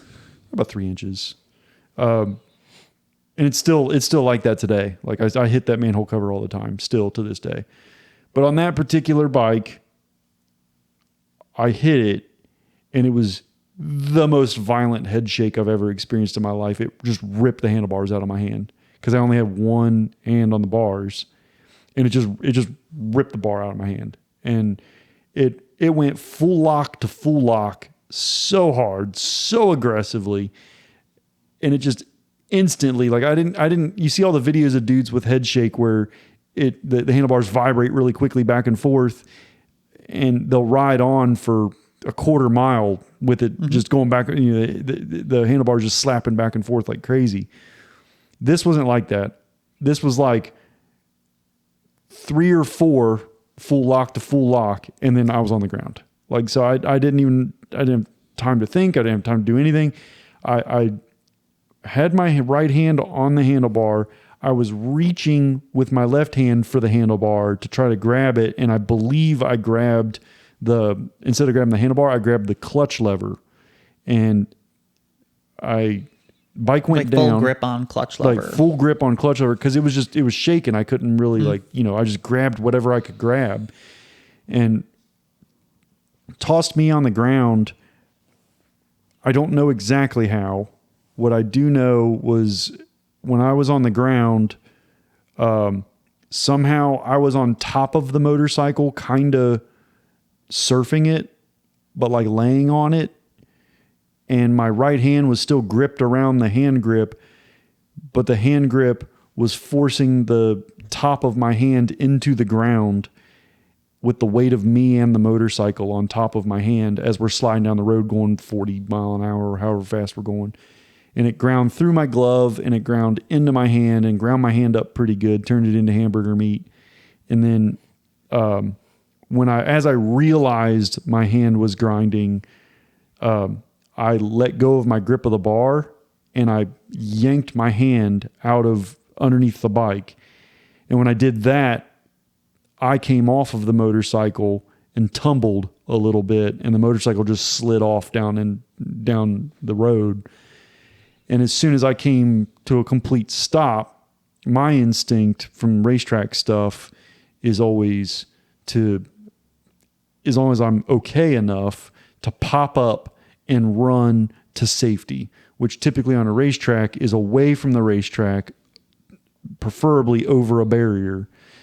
On the road, it translated to I popped up immediately, ran over off the road into the grass, which happened to be someone's front yard. And I collapsed in their front yard once I got to what I felt was safety. My leg was killing me.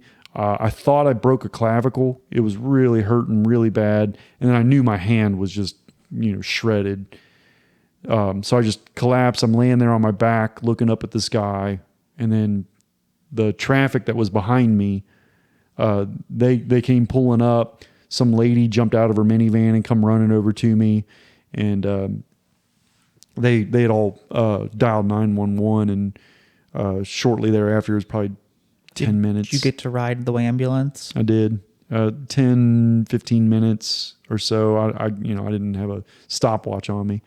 The ambulance comes rolling up. And I stood up underneath my own power, walked over to the ambulance. They needed to take my glove off, and I was a little scared of that because of how my hand felt. But honestly, it didn't hurt that bad when they took my glove off. It actually wasn't super painful. What type cut of it- glove cut were it you off? wearing? It was a Racer brand glove. Typically, Racer makes like higher end stuff. This was a leather glove that was an armored leather glove that was stylized like a Cafe Racer glove. Because I wanted it to I was riding the Ducati Scrambler Cafe. I was kind of like having wanted to have that cool look, like bomber jacket and stuff, looked the part for being on a cafe bike. So that glove had shredded. I still have them. I have them hung up out in my shop, with some other crashed gear and stuff. And I'm not upset at the glove or anything like that. No glove is going to handle that. Yeah, I mean, safety gear has its limitations too. It can only take so much sliding, and especially with the pressure of my weight and the motorcycle's weight on top of it, I definitely would have rather have had that glove than not had it, because my actual knuckles, where the knuckle guard was for the glove, that didn't wear through. It only wore through from if that's my first knuckle, the second knuckle going out towards the tip of the finger, that second knuckle, that's where the damage starts, and then it goes all the way up to the fingernails. And it happened on my index finger. My middle finger didn't really get any damage, nothing notable. And then my ring finger and my pinky finger both caught some damage. My ring finger, its knuckle looked really gross and looked really deep, but it actually turned out to not be that bad. My index finger took most of the damage, and my index finger, luckily, it didn't grind all the way through the tendon, but it almost did. How did they have to fix this? Luckily, no surgery. But my skin... They didn't have to do any grafting? No, they didn't need to do any grafting because my skin was still there as a flap. So they could just... So they flapped it back over Just super glued you back together. and stitched me up. And that sounds painful. Well, it sounds like a painful recovery. So Yeah. I'm not going to lie. I've been hurt plenty of times in my past. I've had lots of major injuries. I've had the worst of which is my head injury, where I have... I can never remember the exact details. Four plates and 2 screws, or 4 plates and 3 screws, or 3 plates and 4 screws. Whatever it is, I got a lot of titanium hardware in my skull. Non-motorcycle related, to Correct. be clear. Yeah, that happened when I was young. But that was my worst injury ever. And I remember I didn't get knocked out when that happened. I remember all the details of it.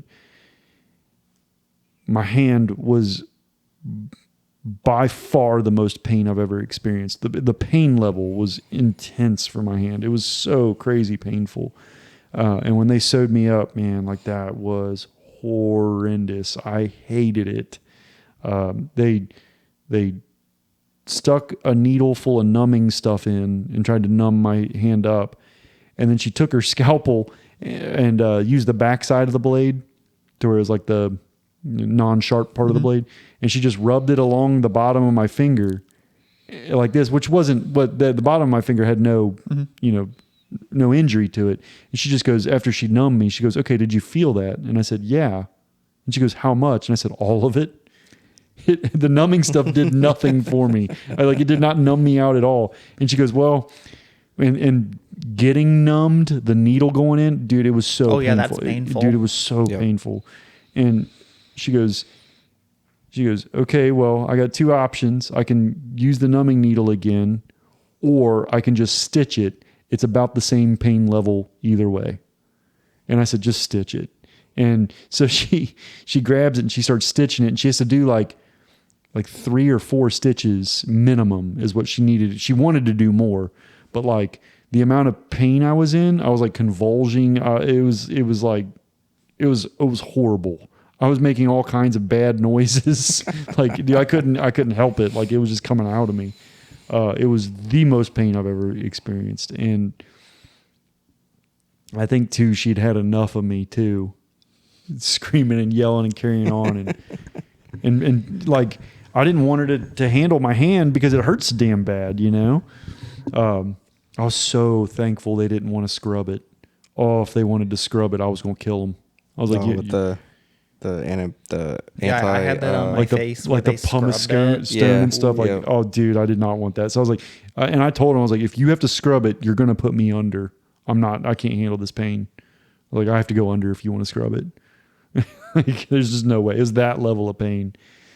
But on that incident, man, like, yep. I fully agree that I probably shouldn't have been riding with one hand on the bars. And, you know, that's just one of those things, man, just going to work, not paying attention. Who doesn't do that, though? I mean, you're just cruising. Just cruising, thinking nothing will happen. And boom, I hit that. I would like to say that bike was a little too prone to some head shakes. What size motor do those have? 800 cc. Okay. 800 cc, but it's a pretty polite 800. It's an air-cooled V-twin, and I believe they're somewhere 70 horsepower-ish, give take. So they're not an aggressive motorcycle. It's more of a cruising motorcycle, just look cool and that kind of stuff. And that's what you were doing, cruising. That's what I was cruising, looking cool. I was looking good too, and then that happened. I looked like an idiot. And it's funny because it's like, out of all the things I've done on motorcycles, and of all the speed I've done, all the fast bikes I've ridden, all the track days, all the risk, that's the one that I got to get injured on. Like, really, it's not even like a cool one. Like, you know, I was at Laguna Seca doing 180 down the backside, or coming across the corkscrew, and I pulled a Rossi and I cut the corner a little bit. And when I hit the grass, I just, you know, high-sided out. And no, it's not a cool story. I was just cruising to work going 45, and I hit a damn manhole cover. Well, I think that's better than I was off-roading on my scooter and didn't enter the roadway properly and popped an airbag. The airbag was insult to injury. That really was. But, like, I've done that too. Hit stuff parallel rather than perpendicular, and the bike just washes out from underneath you. Like, it just gets pulled out from underneath you. It's crazy. Gravity always wins. So, I mean, I too have done that. I crashed once on 22 on the downhill section. That could be hairy with all those trees.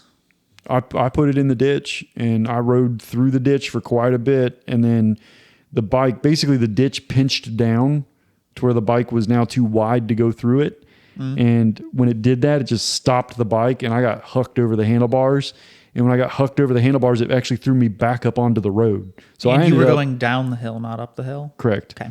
It was a left-hander down the hill, but it's not the left-hander that has like the gravel driveway off to the right.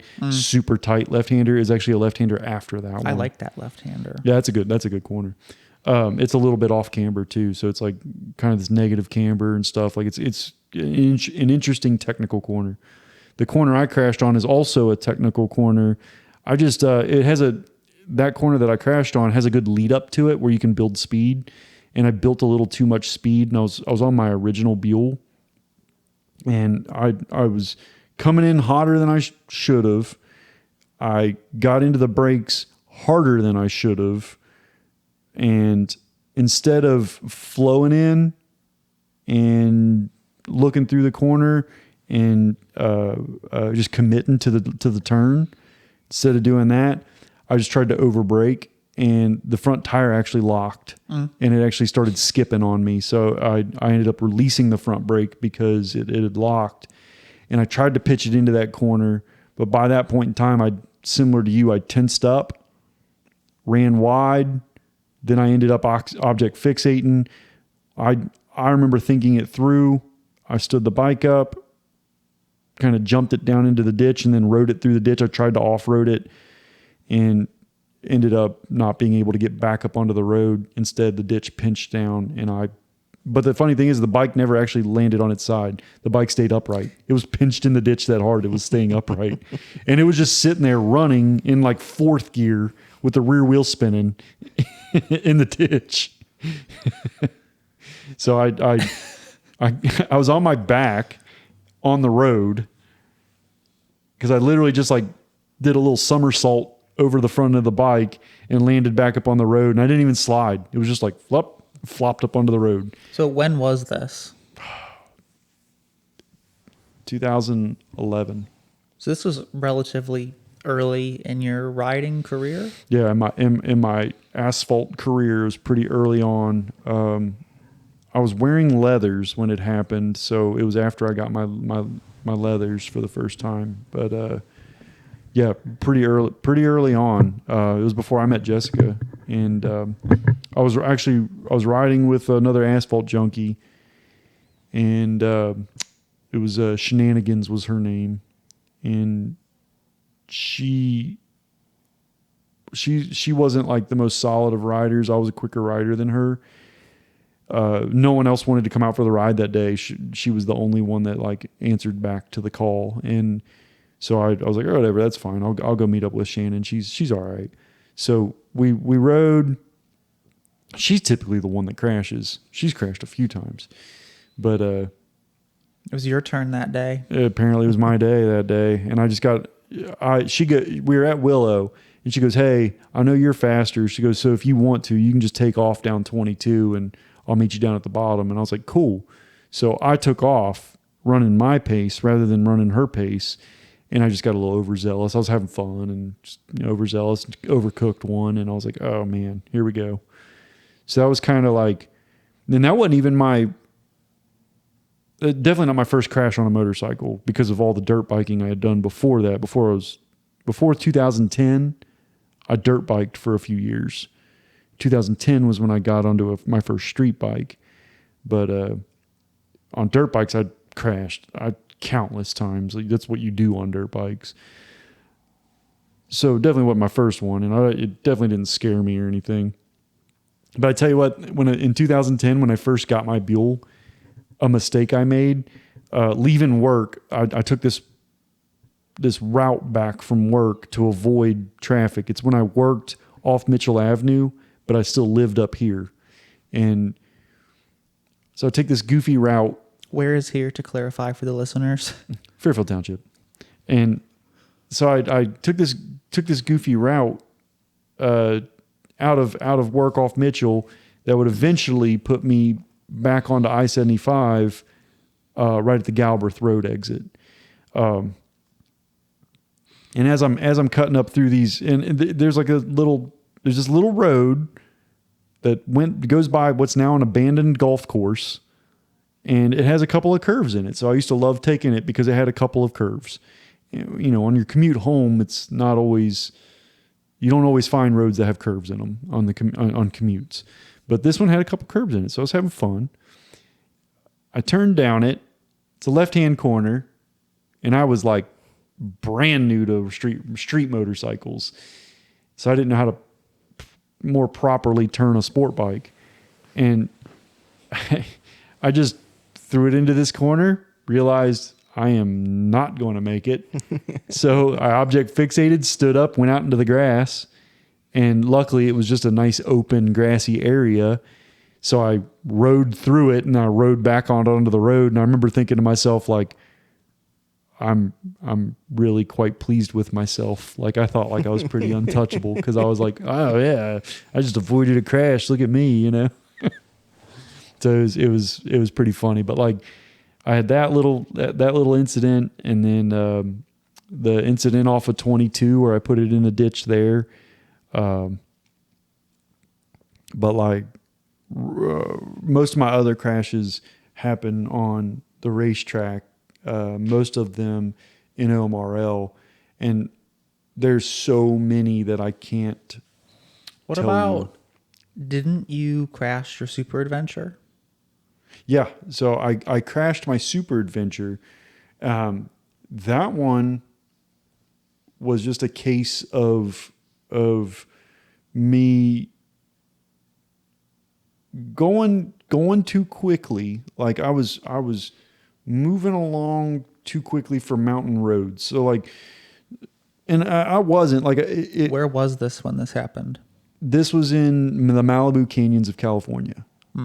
So like, it's not as technical as the Smoky Mountains, which you've experienced. The Smoky Mountains is by far my favorite. Like, it's not even close. But it is mountains-esque riding out there through the they don't call them mountains, they call them canyons, because whatever, they got to be all whatever. And so I'm in their canyons riding, and I'm going through Latigo is the name of the canyon that I was going through. And as I'm coming through there, coming around a switchback, left-hand switchback, they don't have necessarily, I mean, they do, but it's not as prevalent. They don't really have gravel in their roads. They have sand.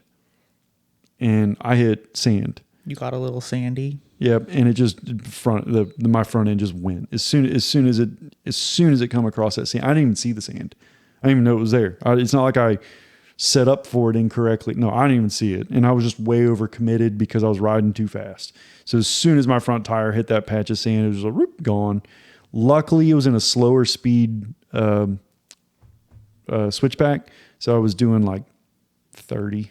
I wasn't going that fast. But I was near the limit of lean angle. Like, I was moving pretty quick through there. I'd spent the day kind of chasing canyon riders through there because I don't know. I had a chip on my shoulder. I was like, I'm gonna show these. Well, yeah, because you run an adventure bike. And I was like, I'm gonna show these California boys what's up. You know. And wasn't it relatively new to you at the time too? It was 1 month old. Yes. So you like to crash relatively new to you bikes, don't you? Yeah, that happens. And Yeah, I think we all kind of get that one. so I wiped out the left side of the bike on it and knocked the windscreen off the thing, and I still had to ride 2,500 miles home. It broke the bag too, didn't it? Broke the bag. Yeah. The bag I wrapped in electrical tape, and it hung back on, and it made the trip home, even through the rain and everything. And it still kept my clothes dry. The windscreen was in many pieces. It wasn't just like broken half. It was very many pieces. And electrical tape is what I had. But now I am a huge proponent of electrical tape rather than duct tape. Like, that stuff works excellent. And it's a small, compact roll, so it packs away easier. I'm all about it. So every time, like in my motorcycle emergency roadside kit with all my tools and stuff, always electrical tape. So I electrical taped the windscreen all back together, and then anything that was like bodywork wise that wasn't, if it was falling off or something, zip tie or electrical tape, make it work. But most of the bodywork, while it was scraped up, wasn't falling off, but it was all just scraped up. And then there was no real like structural damage to the motorcycle. It was all still fine. So just picked it up and Well, you still have rode it it home. Yeah, still 3 have it. years later. 4 going on 5. 4. Yeah. And I replaced basically all the bodywork on the left side of the bike. Of course, the windscreen and the bags. I got all 3 bags replaced. The saddlebags only come as a pair, so you gotta buy them in a pair. So you have a spare. And then the top case actually, like, I guess the bike, when it fell over enough that while it's on its side, the wheels came up off the ground and it actually touched the top case to the ground, and the top case got a little bit of road rash on it. It was structurally fine, and I could have been but I went ahead and claimed it on insurance anyways and got that replaced anyways, because it was a brand new to me bike. I wanted it to be like brand new still, you know? Yep. So I went ahead and just replaced everything and did it all appropriately, and insurance covered it all, so it wasn't a big deal. But you were sad. stuff happens. Like, I never get sad about it. Like I said, it's all replaceable, so it's like it's not that big of a deal. How was your body after that incident?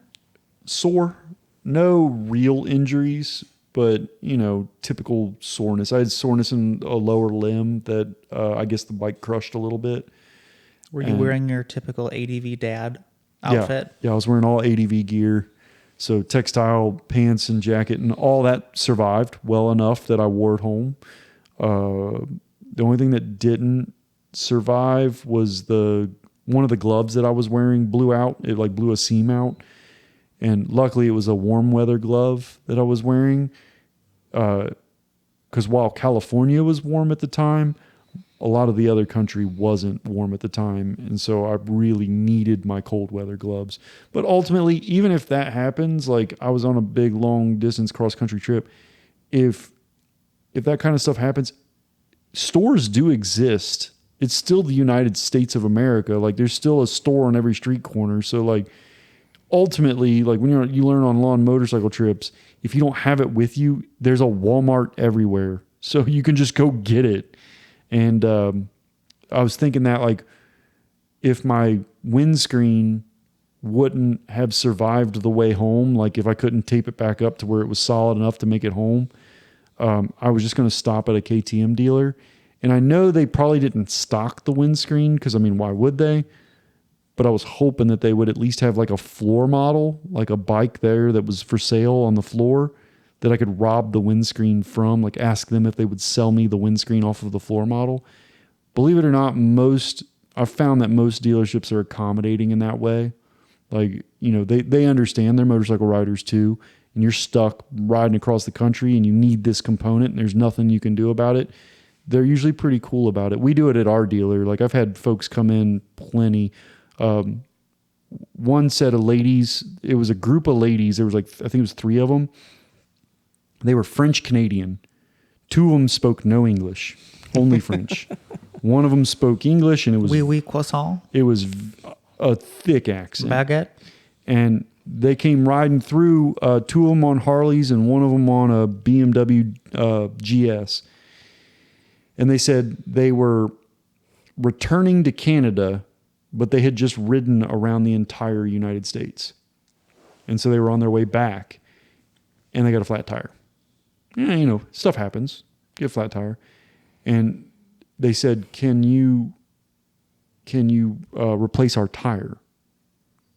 And we were like, of course we can replace your tire. It's no problem at all. And they said they went to Harley first because they were on Harleys, and Harley told them no.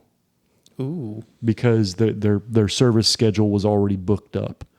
Are you serious? Yeah. Our service schedule was booked up too. Every lift we had in the shop had a bike on it already. You don't even need a lift.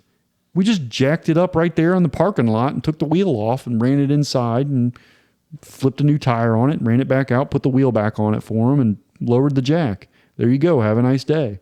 I thought Harley was supposed to be good about that type of like service. We get it all the time. It may just be our local Harley dealer. I'm not saying all Harley dealers are like that, but our local Harley dealer, they're not great. And, you know, but I've found that most dealers out there are pretty dang accommodating. One time when I was on my way back from, I rode my Versus from here to the tip of Texas and back. And on my way back, this is when I learned how important is this the chain story? Yeah, chain lube is. So I didn't bring any. Dude, that chain sounded horrendous. I had to replace the chain when I got home. But I stopped at there's a Harley Davidson / BMW dealership in Louisville, and it is one of the worst dealerships I've ever stepped foot in. It was awful. And when I say / BMW, they had like 3 BMWs there, and they were in the very back corner, hidden away from everything. And I was like, why even be a BMW dealer at that point? Why not build a separate building and do it like that? I think BMW prefers to have a separate building. They do. But it's like, if you're not going to put a valiant effort into that brand, what in the world are you even carrying the brand for? Because the cost of carrying that brand it's substantial. Yep. So I don't even understand it. Whatever. They do their own thing. Whatever. And I walk in and I'm like, hi guys, you guys are a motorcycle dealership. May I buy some chain lube from you? And they looked at me like I, had 2 heads. Like, what's chain lube? Because Harleys are belt drive. But I was like, yeah, but you guys still sell BMWs. And while a lot of BMWs are shaft drive, at least half of BMWs are chain drive. So I'm like, you guys still need chain lube in stock? And I was like, heck, you could have other bikes rolling through. Like, you're a motorcycle dealer, you know? Yeah, you got a service center attached to you, don't So you? Surely one of You them has have chain lube. used motorcycles Like, that aren't necessarily all Harleys. So they didn't have any chain lube for sale. Did they have any in their service area? One of the mechanics came out from the back. Luckily, the mechanic was a very nice guy. All the salesmen, the service advisory, like they were all useless. Luckily, this mechanic came out of the back, and I was like, hey man, I'm on a cross country trip. I happen to be on a Kawasaki Versus, and my chain is like screaming. Do you have any chain lube? And he was like, yeah, I got you. And he went in the back, grabbed a can of chain lube, grabbed a rag, walked out front and handed them to me. He goes, all right, man, take it easy. And I was like, hey, I'll bring your chain lube back. And he's like, I'm not even worried about it. He was super cool about it. And so I went out and, of course, did what I needed to do, and I ran it back inside and gave it back to him. But, yeah. So if you're ever out on a cross-country trip, keep that in mind. There are stores. They do exist. If you need something, you can probably find a store nearish by. Yeah, on that one was just mostly just damage to the bike when I crashed out there. Not so much damage to me, but damage to my pride, yeah. But no real like physical damage. I'm trying to think of any other incidents that are real pertinent. Because the crashes on the racetrack, I think, they're not really like comparable when you're racing. They're more expected. I mean, you don't go out there expecting to crash, but the reason you understand that it's like more of a possibility Correct. than not. Well, I say it's not as comparable to like crashes on the road, because a crash on the racetrack, you could say it's more expected, but it's also because you are pushing your limit, the bike's limit. You're pushing and you're leaning on things further than you ever would even come close to on the street. Yep. I would never ride to that level on the street. That is ridiculous. And then you have things like when you're racing, close quarters, you're literally an arm's length from your competitor. That's how close the bikes are. And you'll have a guy, you're just offset of his line. And if you were directly on his line, your front tire is actually overlapping his rear tire. But you're offset, and to set up the scenario, you're going through a left-hander. He's on the inside line, you're on the outside line, and your front wheel is just past the rear of his rear wheel, and he low sides. And it's like, well, what then? You know, and then you have to, as he low sides, he's going to cross your line. Like, he's going to absolutely cross your path of trajectory. So what do? You know, and in those situations, and if you get taken out, that's why you don't really compare it to road riding, because in road riding, that situation should never, ever even be close to happening. Like, that's just not a thing in road riding. One, the guy in front of you shouldn't be low siding because he shouldn't be riding to that, you know, to that level. Two, you shouldn't be riding that close to the guy in front of you. Yep. Like all these things that just shouldn't be happening on the road, that do happen on the racetrack, that it's perfectly reasonable to happen on the racetrack, especially mid-race.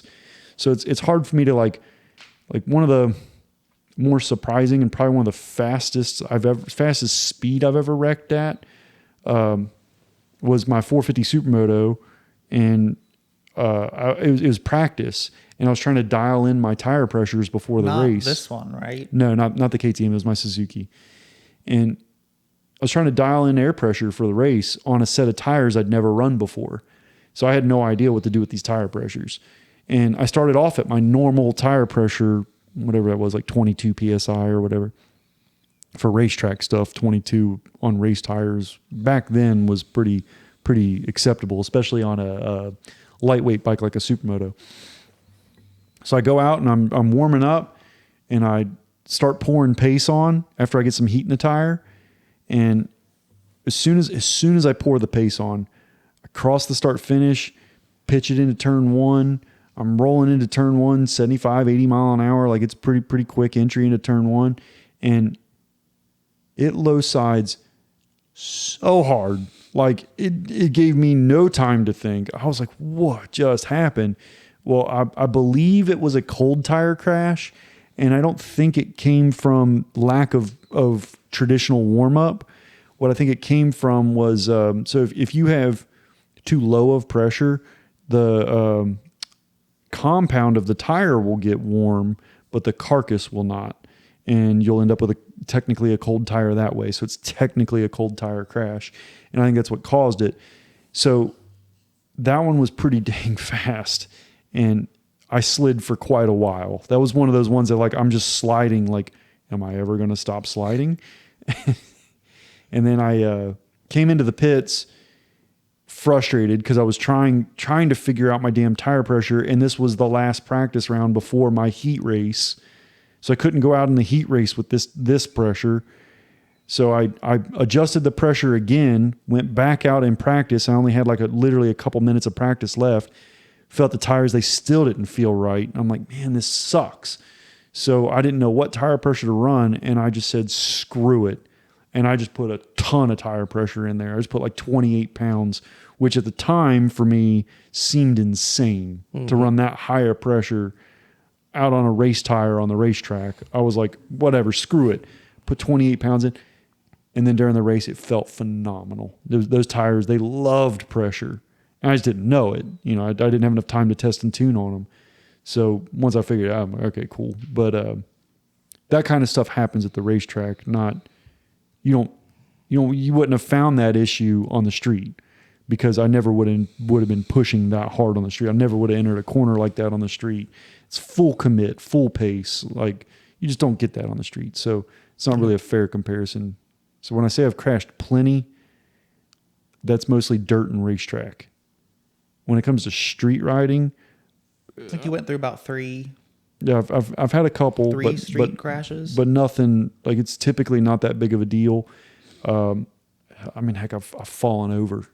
You know, out here my driveway, I've fallen over on my Versus. I fell over one morning on my way to work. I was trying to plug my heated gear in. I've dropped a demo bike. Just lost my balance and fell over. It happens. Yep. I'm not cut out for the cruiser life. Those things are heavy, man. Oh, once that thing was going, I'm like, well, it's gone. It's gone. It's gone. Yeah, it's Yep, gone. there's no But saving it doesn't even lean over that far. Yeah, that one has I'm not supposed to call them crash bars. They're supposed to be called highway bars, but that's what they are. They're crash bars. So it landed on the crash bars and it keeps it from going completely horizontal. When it falls over, it stays at about a 45-degree angle.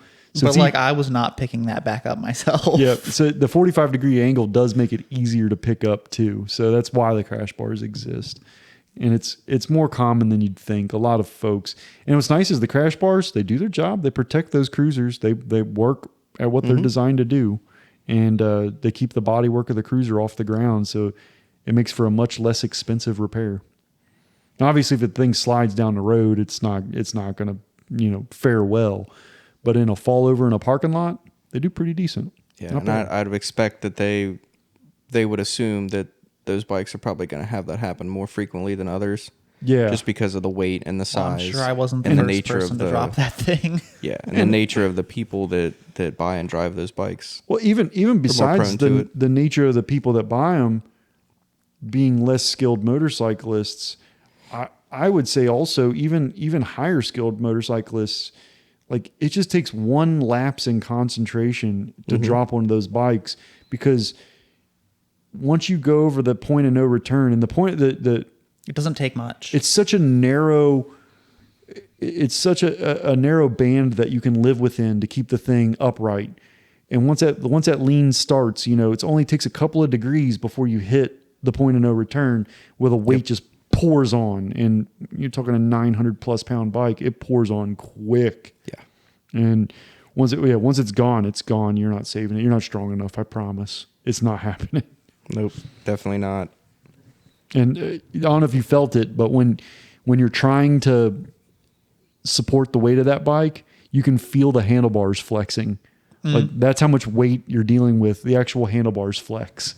So it's like, yeah, dude, they're really, really heavy motorcycles, and the handlebars they're solid. They're not made of like, they don't have like rubber dampening devices or anything like that. No, they're solid steel handlebars, and yep, they're bowing because of how much weight you're trying to support. Yep. So yeah, like you dropping that thing, it happens. It's not a surprise. Still sucks, but Yep. But so now everybody knows how to crash. yeah. Just keep some duct tape or electrical tape and some zip ties with you, and you'll be good to go. And it's not the end of the world. It still sucks, but it's not the end. Here we go.